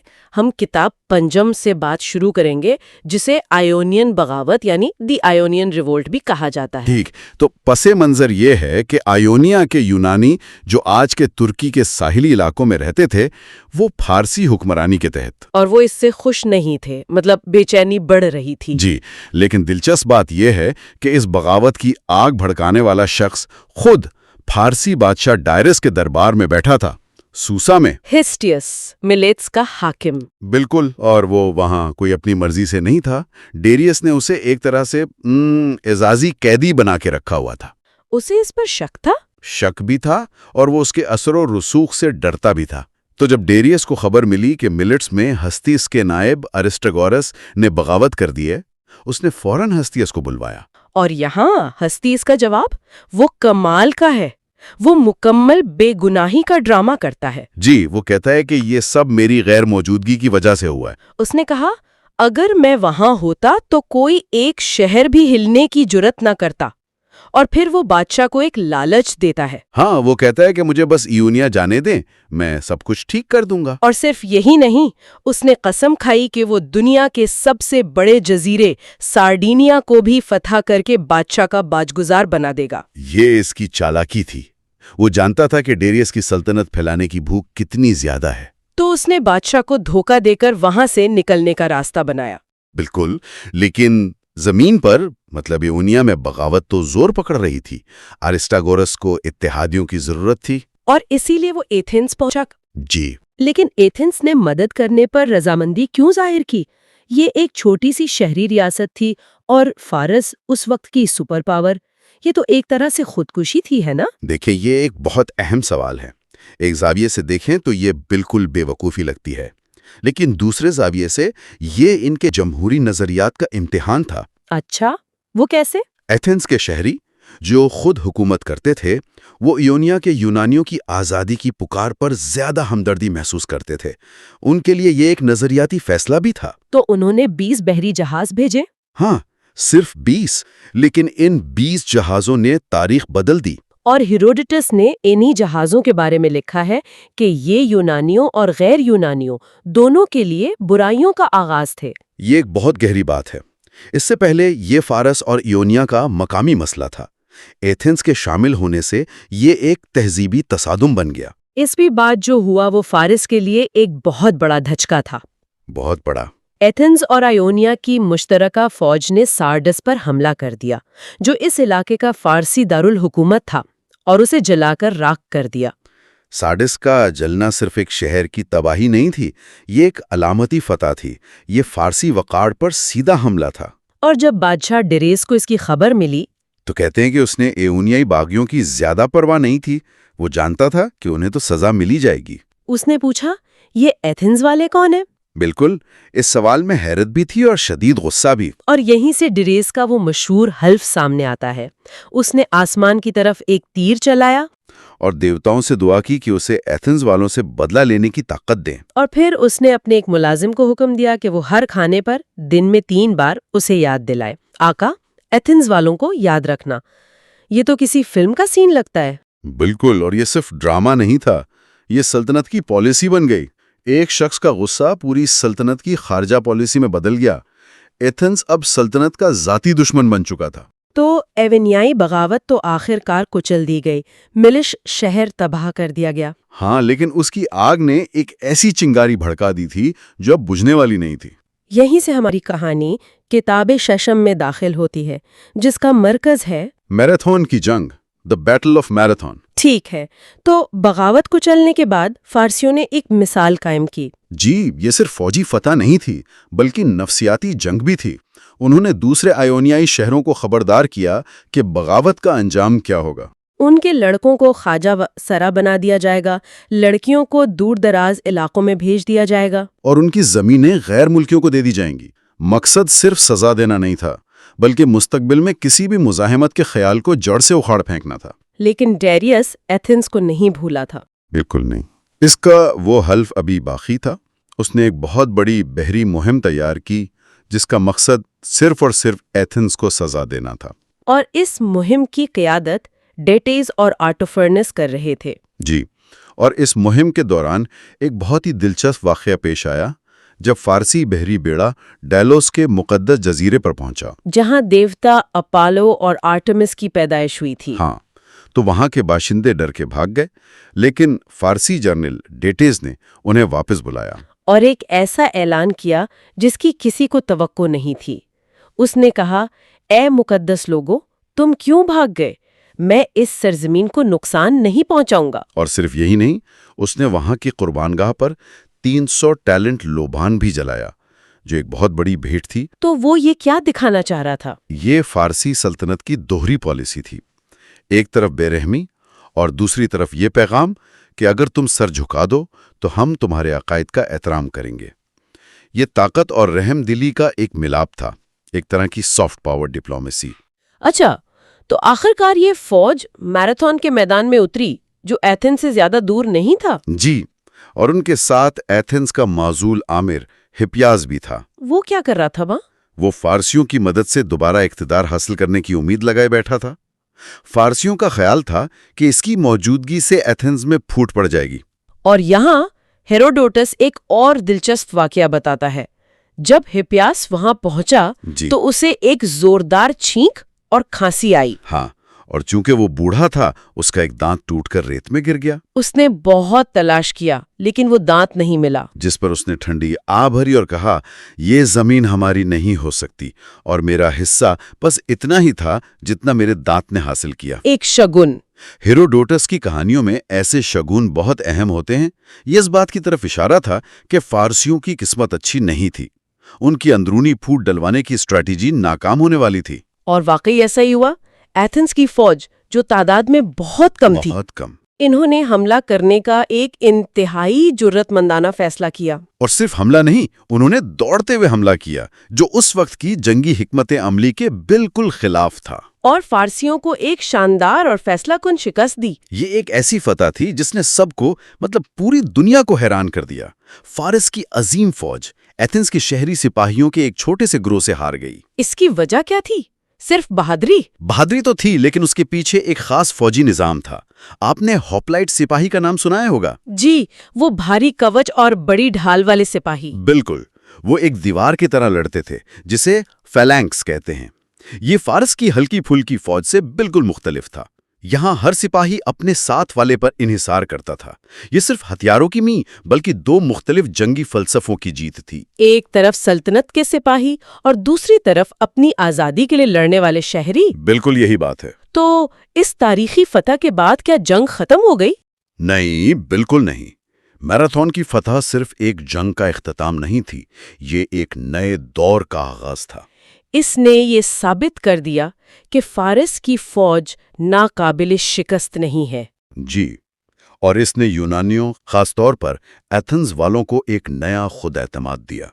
یہ مغربی تہذیب کے لیے ایک بنیادی داستان بن گئی جو آج بھی آزادی کے دفاع کی علامت ہے۔ لیکن کہانی یہاں ختم نہیں ہوتی ہے نا؟ ڈیریس اپنا بدلہ پورا کرنے سے پہلے ہی مر گیا، لیکن اس کے بیٹے زرکسیس کو اپنے باپ کی خواہش اور وہ قسم ورثے میں ملی۔ تو اس فتح نے ایک اور بھی بڑے حملے کی بنیاد رکھی۔ بالکل، جو تاریخ کے سب سے بڑے حملوں میں سے ایک تھا۔ ڈیریس صرف ایتھنز کو سزا دینا چاہتا تھا، زرکسیس پورے یونان کو فتح کرنا چاہتا تھا۔ لیکن خیر یہ ایک الگ گہرائی کے مطالعے کا موضوع ہے۔ آج کے لیے ایک آخری سوچ۔ ہیروڈوٹس نے ایونیائی بغاوت میں ایتھنز کی مدد کو یونانیوں اور غیر یونانیوں دونوں کے لیے برائیوں کا آغاز کہا تھا۔ تو کیا یہ یکجہتی کا عمل آزادی کا ایک عظیم دفاع تھا، یا ایک غیر دانشمندانہ فیصلہ جس نے پورے یونان کو ایک ایسی تباہ کن جنگ کی طرف دھکیل دیا جس سے وہ شاید بچ سکتے تھے؟ News of ideas YouTube channel میں خوش آمدید۔ پچھلی گفتگو میں ہم نے ہیروڈوٹس کی تاریخ کی پہلی 6 کتابوں کا جائزہ لیا تھا۔ جی، ہم نے دیکھا کہ کس طرح فارسی سلطنت ابھری، آئیونین بغاوت ہوئی اور میراتھون کی جنگ میں یونانیوں نے پہلا حملہ پسپا کیا۔ بالکل، لیکن وہ تو ایک طرح سے ٹریلر تھا۔ ہاں، اب اصل کہانی شروع ہونے والی ہے۔ اب ہم تاریخ کے ایک ایسے موڑ پر ہیں جہاں تصادم کا پیمانہ، فوج کا ہجوم، سب کچھ بہت بڑا ہونے والا ہے۔ اور اب ہم بات کر رہے ہیں کتاب ہفتم کی۔ جی، یہ وہ حصہ ہے جہاں زرکسس یعنی دارا کا بیٹا اپنے والد کی شکست کا بدلہ لینے کے لیے ایک شاید تاریخ کی سب سے بڑی فوج جمع کرتا ہے۔ تو آئیے اس میں گہرائی سے اترتے ہیں۔ آج ہم زرکسس کے حملے، تھرموپلائے اور سلامس کی مشہور جنگوں کو سمجھنے کی کوشش کریں گے، مگر ہیروڈوٹس کی نظر سے۔ اور یہی تو ہیروڈوٹس کا کمال ہے، وہ صرف ایک مورخ نہیں، وہ ایک کہانی گو ہے۔ تو زرکسس نے ایک بہت بڑی فوج جمع کر لی ہے، لیکن اس سے پہلے ایک بہت بڑا مسئلہ تھا۔ اس پوری فوج کو ایشیا سے یورپ کیسے لایا جائے؟ صحیح، بیچ میں ہیلیسپونٹ یعنی آبنائے دردانیال پڑتی تھی۔ اور یہاں ہمیں زرکسس کے کردار کی پہلی اور شاید سب سے واضح جھلک ملتی ہے۔ بالکل، وہ کشتیوں کا ایک پل بنواتا ہے، لیکن ایک شدید طوفان آتا ہے اور اسے توڑ دیتا ہے۔ اچھا، تو اب کوئی بھی عام بادشاہ اپنے انجینئرز کو سزا دیتا۔ جی، لیکن زرکسس نے کچھ اور ہی کیا، کچھ ایسا جو کسی نے سوچا بھی نہ ہو۔ کچھ اور سے کیا مراد ہے؟ اس نے سمندر کو ہی سزا دینے کا حکم دے دیا؟ بالکل، یہی تو بات ہے۔ اس نے اپنے آدمیوں کو حکم دیا کہ وہ سمندر پر 300 کوڑے برسائیں، اس میں بیڑیاں ڈالیں اور اسے گالیاں دیں۔ یہ تو تکبر کی انتہا ہے۔ اسے ہی یونانی ہیوبرس کہتے ہیں۔ یہ صرف غصہ نہیں تھا، یہ ایک اعلان تھا کہ زرکسس خود کو فطرت سے بھی بالاتر سمجھتا ہے۔ اور شاید اسی تکبر نے اس کی قسمت کا فیصلہ کر دیا۔ اچھا، تو اس کے بعد کیا ہوا؟ اس کے بعد ایک نیا، زیادہ مضبوط پل بنوایا گیا۔ ہیروڈوٹس اس کی تفصیل بتاتا ہے۔ 360 بحری جہاز ایک طرف، 314 دوسری طرف۔ مطلب جہازوں کو جوڑ کر ایک راستہ بنایا گیا۔ یہ تو انجینئرنگ کا ایک ناقابل یقینی کارنامہ تھا۔ جی ہاں، اور پھر اس پل سے گزرنے والی فوج کی گنتی کا منظر آتا ہے۔ ہیروڈوٹس جو تعداد بتاتا ہے وہ دماغ کو چکر دے دیتی ہے۔ کیا تعداد تھی؟ 52,83,220 لوگ۔ 52 لاکھ؟ یہ تعداد تو آج بھی ناقابل یقین لگتی ہے۔ جدید مورخین تو اسے نہیں مانتے، ٹھیک ہے؟ نہیں مانتے۔ آج کے مورخین کا خیال ہے کہ اصل تعداد شاید 2 سے 5 لاکھ کے درمیان ہوگی، لیکن ہیروڈوٹس کا مقصد گنتی کرنا نہیں تھا۔ تو پھر کیا مقصد تھا؟ وہ ایک تاثر قائم کر رہا تھا۔ وہ یہ دکھانا چاہتا تھا کہ یہ صرف ایک فوج نہیں، بلکہ ایک پوری دنیا تھی جو یونان پر حملہ ور ہو رہی تھی۔ ایک طرح سے ڈیوڈ اور گولیات کی کہانی کا سٹیج تیار ہو رہا تھا۔ بالکل، اور اسی منظر کے بیچ ہیروڈوٹس ہمیں ایک بہت ہی ذاتی اور غیر متوقع لمحہ دکھاتا ہے۔ کون سا لمحہ؟ زرکسس ایک اونچی جگہ سے اپنی پوری فوج اور بحری بیڑے کو دیکھتا ہے اور رونے لگتا ہے۔ رونے لگتا ہے؟ یہ تو بہت عجیب بات ہے۔ ایک طرف وہ دنیا فتح کرنے نکلا ہے اور دوسری طرف رو رہا ہے۔ جی، جب اس کا چچا آٹا بینس وجہ پوچھتا ہے تو وہ کہتا ہے، مجھے اچانک انسان کی مختصر زندگی پر ترس آ گیا، یہ سوچ کر کہ 100 سال بعد ان میں سے ایک بھی زندہ نہیں رہے گا۔ واہ، یہ تو اس کے کردار کا ایک بالکل مختلف پہلو ہے۔ اور آٹا بینس کا جواب اس سے بھی زیادہ دلچسپ ہے۔ وہ کہتا ہے کہ زندگی اتنی دکھ بھری ہے کہ موت اکثر ایک نعمت لگتی ہے۔ یہ اس دور کے فلسفیانہ نقطۂ نظر کو ظاہر کرتا ہے۔ اچھا، تو یہ انسانی سمندر اب یونان میں داخل ہو چکا ہے۔ یونانیوں نے انہیں روکنے کا کیا منصوبہ بنایا؟ انہوں نے ایک بہت ذہین حکمت عملی اپنائی۔ انہوں نے تھرموپولی کے تنگ درے کا انتخاب کیا، جہاں پہاڑ سمندر کے بہت قریب آ جاتے ہیں۔ جی، اور راستہ اتنا تنگ ہے کہ چند ہزار فوجی بھی ایک بہت بڑی فوج کو روک سکتے ہیں۔ وہاں فارسی فوج کی بڑی تعداد ان کے کسی کام کی نہیں تھی۔ اور یہاں ہمیں تاریخ کا سب سے مشہور کردار ملتا ہے، اسپارٹا کا بادشاہ لیونیڈاس اپنے 300 اسپارٹن کے ساتھ۔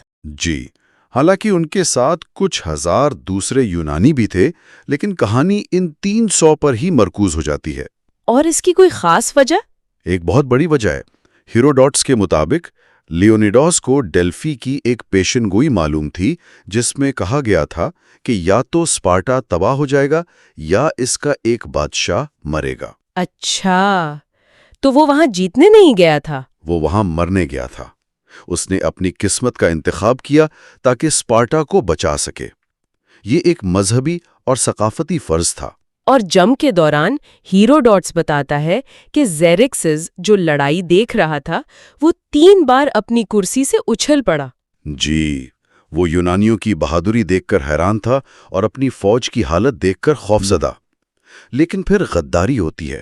ایفیالٹس، ایک مقامی شخص جو فارسیوں کو خفیہ راستہ دکھا دیتا ہے۔ بالکل، جب لیونیڈاس کو اس کا علم ہوتا ہے تو وہ زیادہ تر اتحادیوں کو واپس بھیج دیتا ہے، لیکن وہ اپنے 300 اسپارٹن کے ساتھ آخری دم تک لڑنے کا فیصلہ کرتا ہے۔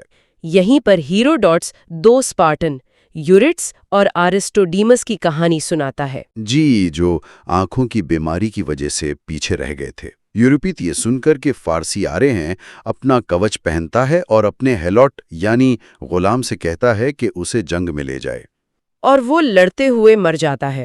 ہاں، لیکن ارسٹوڈیمس زندہ اسپارٹا واپس چلا جاتا ہے، جہاں اسے بزدلی کے طانے اور ذلت کا سامنا کرنا پڑتا ہے۔ یہ کہانیاں یونانی اقدار، خاص طور پر بہادری اور فرض کو اجاگر کرتی ہیں۔ تو تھرموپلائے میں اسپارٹنز نے اپنی جان دے کر وقت خریدا، لیکن سوال یہ ہے کہ اس وقت کا فائدہ کس نے اٹھایا؟ ایتھنز تو اب بالکل غیر محفوظ تھا۔ یہی ہوا، فارسیوں کے لیے ایتھنز کا راستہ کھل گیا۔ ایتھنز کے لوگوں نے شہر خالی کر دیا، اپنی عورتوں اور بچوں کو قریبی جزیروں پر بھیج دیا۔ اور جب فارسی فوج ایتھنز میں داخل ہوئی تو انہیں ایک خالی شہر ملا۔ جی، جسے انہوں نے غصے میں آ کر جلا دیا، بشمول ایکروپولس پر موجود مندروں کو۔ یہ یونانیوں کے لیے ایک بہت بڑی بے حرمتی تھی۔ لیکن ہیروڈیٹس یہاں بھی زرزکس کے کردار میں ایک پیچیدگی دکھاتا ہے۔ ہاں، وہ بتاتا ہے کہ اگلے ہی دن زیروکسس کو شاید پچھتاوا ہوا، کیونکہ اس نے ایتھنز کے جلاوطنوں کو ایکروپولس پر اپنے طریقے سے قربانی دینے کا حکم دیا۔ مطلب وہ صرف ایک ظالم حملہ آور نہیں تھا، اس کے اندر بھی کچھ تضادات تھے۔ بالکل، وہ شاید دیوتاؤں کے غضب سے بھی ڈر گیا تھا۔ اچھا، تو اب زمین پر فارسیوں کا قبضہ ہے، لیکن جنگ ابھی ختم نہیں ہوئی۔ یونانی بحری بیڑا سلامیز کے تنگ آبی راستے پر جمع ہے۔ جی، لیکن یونانی کمانڈر آپس میں ہی لڑ رہے تھے۔ پیلوپونیشین کمانڈر چاہتے تھے کہ پیچھے ہٹ کر استھمس آف کورنتھ کا دفاع کیا جائے، اور ایتھنز کا کمانڈر تھیمسٹوکلیز جانتا تھا کہ اگر ایسا ہوا تو یونانی بیڑا بکھر جائے گا۔ صحیح، اسے کسی بھی قیمت پر یونانیوں کو سلامیز میں لڑنے پر مجبور کرنا تھا۔ اور یہاں تھیمسٹوکلیز نے تاریخ کی سب سے بڑی اور خطرناک چال چلی۔ اس نے اپنے دشمن زیروکسس کو ایک خفیہ پیغام بھیجوایا۔ 1 منٹ، اپنی ہی فوج کو جال میں پھنسوانے کے لیے؟ یہ تو بہت بڑا جوا تھا۔ اگر زیروکسس اس کی چال کو سمجھ جاتا تو یونانی بیڑا وہیں ختم ہو جاتا، لیکن یہ ایک ناقابل یقین حد تک دلیرانہ قدم تھا۔ اس نے دکھاوا کیا کہ وہ فارسیوں کا خیرخواہ ہے اور بتایا کہ یونانی کمانڈر ڈرے ہوئے ہیں اور رات کو فرار ہونے والے ہیں۔ اور اس نے زرکسیس کو مشورہ دیا کہ وہ فوراً حملہ کر کے راستے بند کر دے۔ جی، یہ چال زرکسیس کے اسی غرور پر کھیلی گئی تھی جس کا مظاہرہ ہم نے ہلسپونٹ پر دیکھا تھا۔ اور وہ اس جال میں پھنس گیا۔ اور پارسی بحری بیڑے نے یونانیوں کو سلامس کے تنگ آبی راستے میں گھیر لیا۔ یہ بالکل وہی تھا جو تھیمسٹکلیس چاہتا تھا۔ اب لڑنے کے سوا کوئی چارہ نہیں تھا۔ اگلی صبح جب جنگ شروع ہوئی تو فارسیوں کے بڑے اور بھاری جہاز تنگ جگہ میں پھنس گئے۔ وہ نہ ٹھیک سے مڑ سکتے تھے، نہ ہی اپنی تعداد کا فائدہ اٹھا سکتے تھے، اور ایک دوسرے سے ٹکرانے لگے، جبکہ یونانیوں کے چھوٹے اور پھرتیلے جہاز ان کے گرد گھوم کر حملہ کر رہے تھے۔ فارسیوں کی تعداد ہی ان کی کمزوری بن گئی۔ اور زرکسیس یہ سب کچھ ایک قریبی پہاڑی پر اپنی کرسی پر بیٹھا دیکھ رہا تھا۔ جی، اور جب اس نے دیکھا کہ اس کا بیڑا تباہ ہو رہا ہے تو اس کا غصہ بڑھتا گیا۔ ایک مشہور واقعہ یہ ہے کہ جب کچھ فینیشین کپتانوں نے شکست کا الزام آئونین یونانیوں پر لگایا۔ جو فارسی فوج کا حصہ تھے۔ اسی وقت زیرکسس نے خود ایک آئونین جہاز کو بہادری سے لڑتے دیکھا۔ اس پر اس نے غصے میں آ کر الزام لگانے والے فینیشین کپتانوں کے سر قلم کرنے کا حکم دے دیا۔ اس سے فارسی فوج میں پھیلی افراتفری کا اندازہ ہوتا ہے۔ تو اس تباکن شکست کے بعد زیرکسس نے کیا کیا؟ اس نے فوراً واپسی کا فیصلہ کیا۔ وہ اپنی فوج کا بڑا حصہ اپنے بہترین جنرل ماردونیس کی کمانڈ میں چھوڑ گیا، لیکن وہ خود واپس فارس چلا گیا۔ ہیروڈوٹس اس کی واپسی کی 2 کہانیاں سناتا ہے نا؟ جی، ایک تو سیدھی سادی ہے کہ وہ خشکی کے راستے واپس گیا، لیکن دوسری کہانی بہت ڈراماٹک ہے۔ کون سی والی؟ وہ ایک جہاز پر سوار ہوا جسے طوفان نے آ گھیرا۔ ملان نے کہا کہ جہاز ڈوب رہا ہے اور اگر بادشاہ کو بچانا ہے تو کچھ لوگوں کو اترنا ہوگا۔ تو پھر کیا ہوا کو ظاہر کرتی ہیں؟ جو یونانیوں کے لیے بہت اجنبی تھا۔ بالکل، سلامس میں یونانیوں کی فتح تاریخ کا ایک اہم موڑ تھا۔ اس نے نہ صرف فارسی حملے کو روکا بلکہ ایتھنز کے سنہرے دور کی بنیاد بھی رکھی۔ تو تھرموپیلائی کی بہادرانہ قربانی سے لے کر سلامس کی ذہین چال تک یہ واقعات صرف فوجی فتوحات کی کہانیاں نہیں ہیں، بلکہ انسانی فطرت، تکبر، بہادری اور آزادی کی قیمت کی بھی کہانیاں ہیں۔ آپ نے بالکل درست کہا، اور ہمیں ہیروڈوٹس کے طریقہ کار کو بھی سراہنا چاہیے۔ وہ ہمیں صرف ایک سچائی نہیں دیتا، وہ مختلف ذرائع سے کہانیاں جمع کرتا ہے، یہاں تک کہ متضاد کہانیاں بھی، اور انہیں ہمارے سامنے رکھ دیتا ہے کہ ہم خود فیصلہ کریں۔ جی، وہ ہمیں دکھاتا ہے کہ تاریخ ایک واحد جامد حقیقت نہیں ہے، بلکہ مختلف نقطہ نظر اور تشریحات کا ایک مجموعہ ہے۔ اور ہم اپنے سامعین کے لیے ایک سوچ چھوڑ جاتے ہیں۔ جب ہم ہیروڈوٹس جیسے قدیم مورخین کو پڑھتے ہیں تو کیا ہم صرف ماضی کے واقعات کے بارے میں سیکھ رہے ہیں، یا ہم اس بارے میں بھی سیکھ رہے ہیں کہ کہانیاں کیسے سنائی جاتی ہیں اور وقت کے ساتھ ساتھ یادیں کیسے شکل اختیار کرتی ہیں؟ یہ خیال کہ تاریخ خود ایک کہانی ہے شاید اس پوری گفتگو کا سب سے گہرا سبق ہے۔ تاریخ وہ نہیں جو ہوا، بلکہ وہ بہترین کہانی ہے جو ہم اس بارے میں سناتے ہیں کہ کیا ہوا تھا۔ تو اب آئیے اس کتاب کی آخری جلد کی طرف چلتے ہیں، یعنی کتاب نہم۔ سلامس میں فارسی بحریہ کی شکست ایک بہت بڑی جیت تھی، لیکن جنگ ابھی ختم نہیں ہوئی تھی۔ بالکل بھی نہیں، ایک بہت بڑا مرحلہ ابھی باقی تھا۔ زرسکیز تو فارس واپس چلا گیا تھا، لیکن اس نے پیچھے ایک بہت بڑی فوج چھوڑ دی، اپنے سب سے قابل جرنیل ماردونیس کے ساتھ۔ اب جنگ کا فیصلہ بس 1 یا 2 بڑی لڑائیوں میں ہونا تھا۔ بالکل، اور یہ صرف آپ کہیں کہ بقا کی جنگ نہیں رہ گئی تھی، یہ 2 مختلف نظریات، 2 تہذیبوں کا ٹکراؤ تھا۔ ایک طرف فارسی سلطنت اور دوسری طرف یہ آزاد یونانی شہری ریاستیں۔ اس آخری مرحلے میں ہم دیکھیں گے کہ فارسیوں نے صرف طاقت ہی نہیں بلکہ سفارت کاری کا ایک آخری پتہ بھی کھیلا۔ اور پھر پلیٹیا کے میدان میں یونانیوں کو اپنی تاریخ کی شاید سب سے بڑی زمینی جنگ کا سامنا کرنا پڑا۔ تو آج کی ہماری گفتگو کا محور یہی آخری باب ہے۔ ہم دیکھیں گے کہ کس طرح ماردونیس نے ایتھنز کو توڑنے کی کوشش کی، پھر پلیٹیا کی وہ فیصلہ کن لڑائی، اور پھر اسی دن ہونے والی مائیکیلی کی جنگ، جس نے فارسی خطرے کو ہمیشہ کے لیے سمندر برد کر دیا۔ اچھا، تو شروع کرتے ہیں ماردونیس کی اس چال سے۔ اس نے اپنی فوج کو تھیسالی میں روکا تھا، لیکن وہ ہاتھ پر ہاتھ دھرے نہیں بیٹھا تھا۔ نہیں، بالکل نہیں۔ اس نے یونانی اتحاد میں درار ڈالنے کے لیے ایک بہت ہی ہوشیار منصوبہ بنایا۔ کیا تھا وہ منصوبہ؟ اس نے اپنا سفیر بنا کر بھیجا مقدونیہ کے بادشاہ الیگزینڈر کو۔ یہ ایک سوچا سمجھا قدم تھا۔ الیگزینڈر خود یونانی تھا اور ایتھنز سے اس کے تعلقات بھی اچھے تھے۔ اچھا، تو اسے لگا کہ اس کی بات سنی جائے گی؟ جی، مقصد بالکل واضح تھا۔ کسی طرح ایتھنز اور اس کی جو طاقتور بحریہ تھی اسے یونانی اتحاد سے الگ کر دیا جائے۔ اور اگر ایتھنز مان جاتا تو یونان کی بحری طاقت ہی ختم ہو جاتی اور جنگ کا پانسا پلٹ سکتا تھا۔ اور پیشکش تو ایسی تھی کہ شاید ہی کوئی انکار کر سکے۔ بہت ہی پرکشش۔ کیا شرائط تھیں؟ الیگزینڈر نے ایتھنز والوں کے سامنے رکھا کہ زرسیس کی طرف سے ان کی تمام پچھلی غلطیوں کی مکمل معافی، یعنی جو کچھ ہوا اسے بھول جائیں۔ بالکل، پھر ان کی تباہ شدہ زمینوں کی واپسی۔ اور صرف واپسی نہیں بلکہ یہ بھی کہا کہ آپ اپنی مرضی سے کوئی بھی اضافی علاقہ چن لیں۔ یہ تو بہت بڑی بات ہے۔ اور اس کے اوپر بادشاہ کے خرچ پر ان کے تمام جلے ہوئے مندروں کی دوبارہ تعمیر۔ مطلب مکمل بحالی اور اس سے بھی بڑھ کر. اور شرط صرف اتنی کہ وہ فارس کے اتحادی بن جائیں، وہ بھی ایک آزاد قوم کے طور پر. یہ ایتھنز کے لیے ایک انتہائی نازک لمحہ تھا. ذرا سوچیں، ان کا شہر ملبے کا ڈھیر بنا ہوا ہے، کھیت ویران ہیں، لوگ پناہ گزین ہیں. اور ان کے اپنے اتحادی، خاص طور پہ اسپارٹا، وہ مدد بھیجنے میں بہت سستی دکھا رہے تھے. تو ایسے میں یہ پیشکش کسی نعمت سے کم نہیں لگ رہی ہوگی. یہ صرف حب الوطنی کا نہیں، ان کے صبر کا امتحان تھا. اسپارٹا کو بھی اندازہ ہو گیا تھا کہ یہ کتنی خطرناک صورتحال ہے. جی ہاں، جیسے ہی انہیں اس پیشکش کا علم ہوا، انہوں نے فوراً اپنے سفیر ایتھنز بھیجے اور ان سے التجا کی کہ وہ یونان کے ساتھ غداری نہ کریں. چلتا رہے گا، ہم زرکسس کے ساتھ کبھی صلح نہیں کریں گے. واہ، یہ صرف الفاظ نہیں تھے، یہ ایک اعلان تھا. بالکل، یہ صرف حب الوطنی نہیں تھی، ہے نا.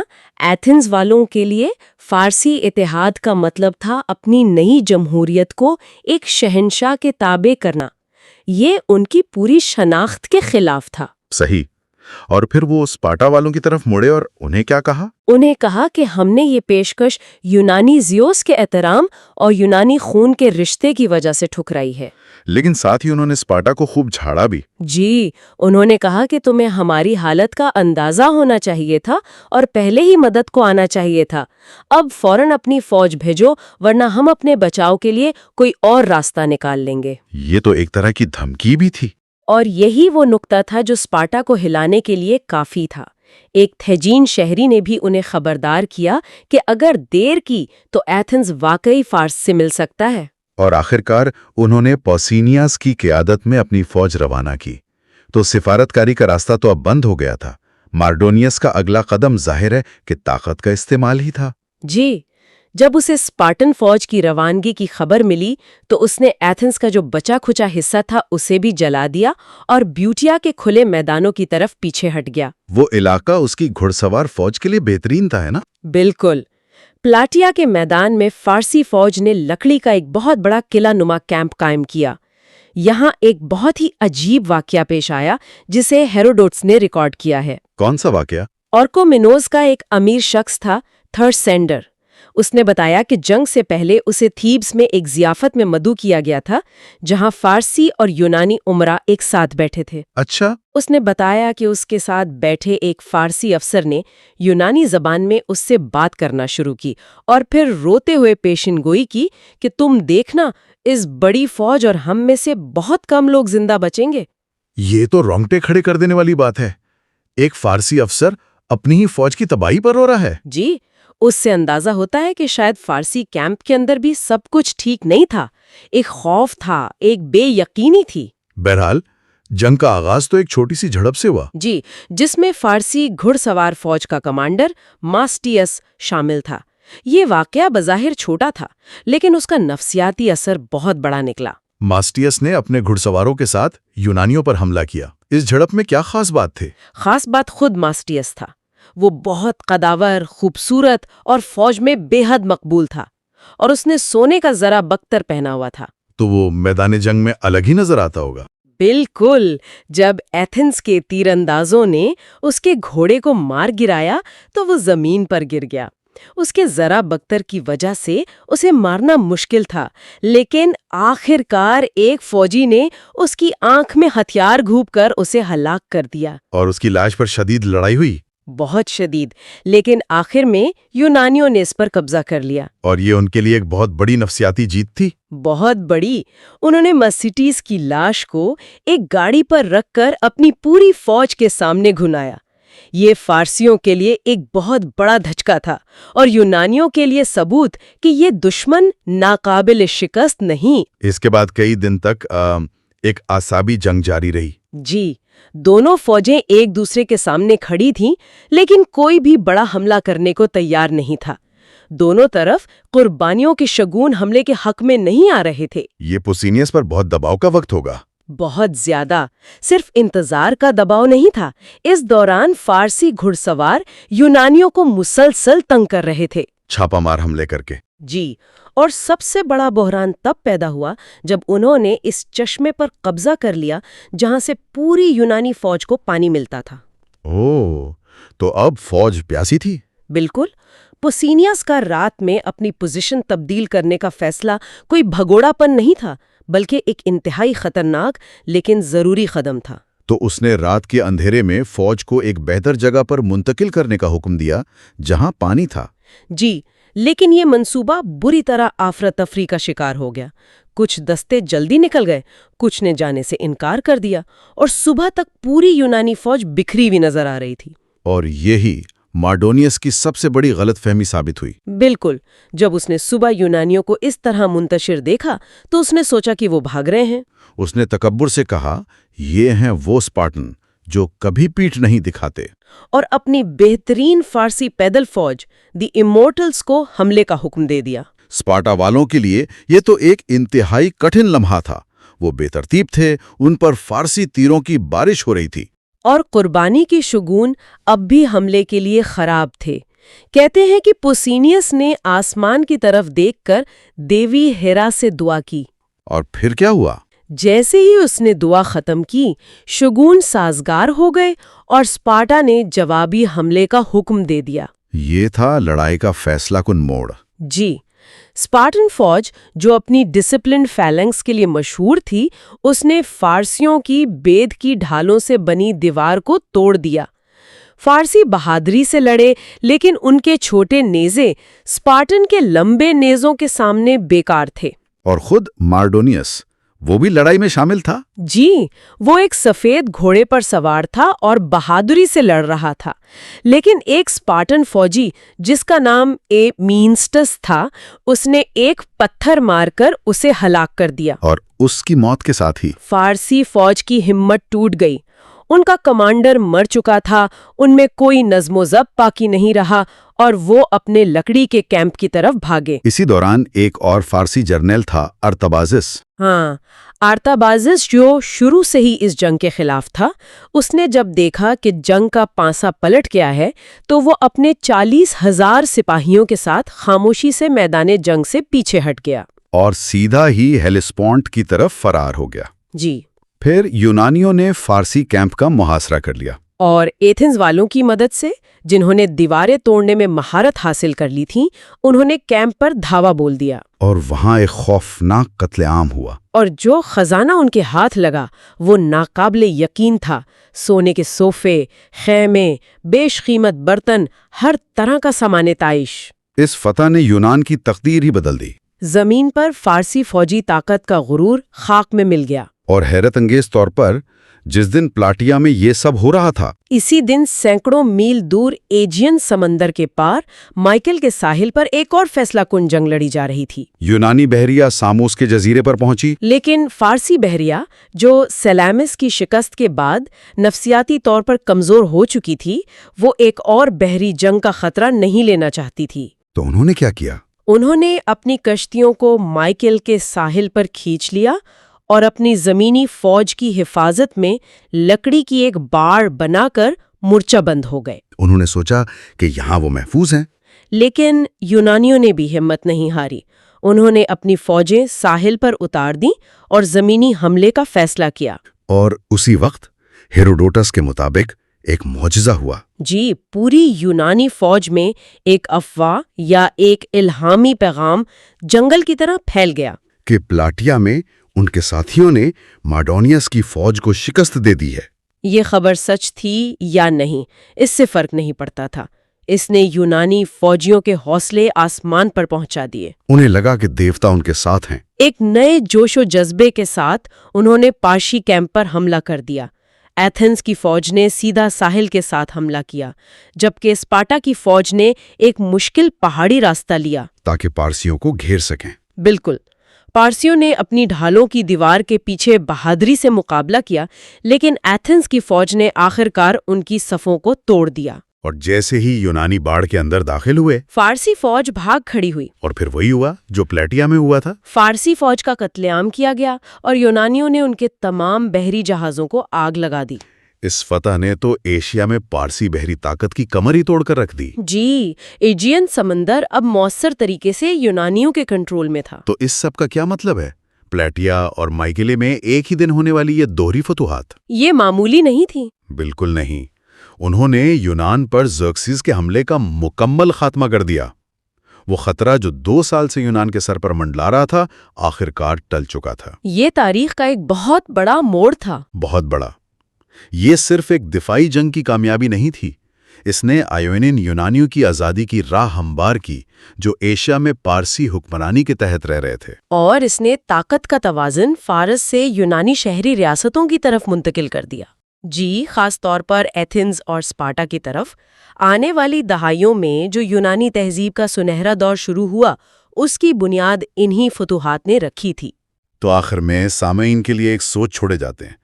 ہیروڈوٹس ہمیں بتاتا ہے کہ فارسی تمام ایشیا کو اپنی ملکیت سمجھتے تھے، اور یورپ پر حملہ ان کے اسی عالمی نظریے کا حصہ تھا۔ ان تباہکن شکستوں کے بعد ان کی اس سوچ کو کیسا چیلنج ملا ہوگا؟ اور دوسری طرف یونانیوں کے لیے جو ایک مشترکہ دشمن کے خلاف متحد ہو گئے تھے۔ اس عظیم دشمن کے جانے کے بعد اب کون سے نئے تنازعات اور دشمنیاں جنم لیں گی؟ کیونکہ تاریخ ہمیں یہی سکھاتی ہے کہ ایک جنگ کا خاتمہ اکثر دوسری جنگ کا آغاز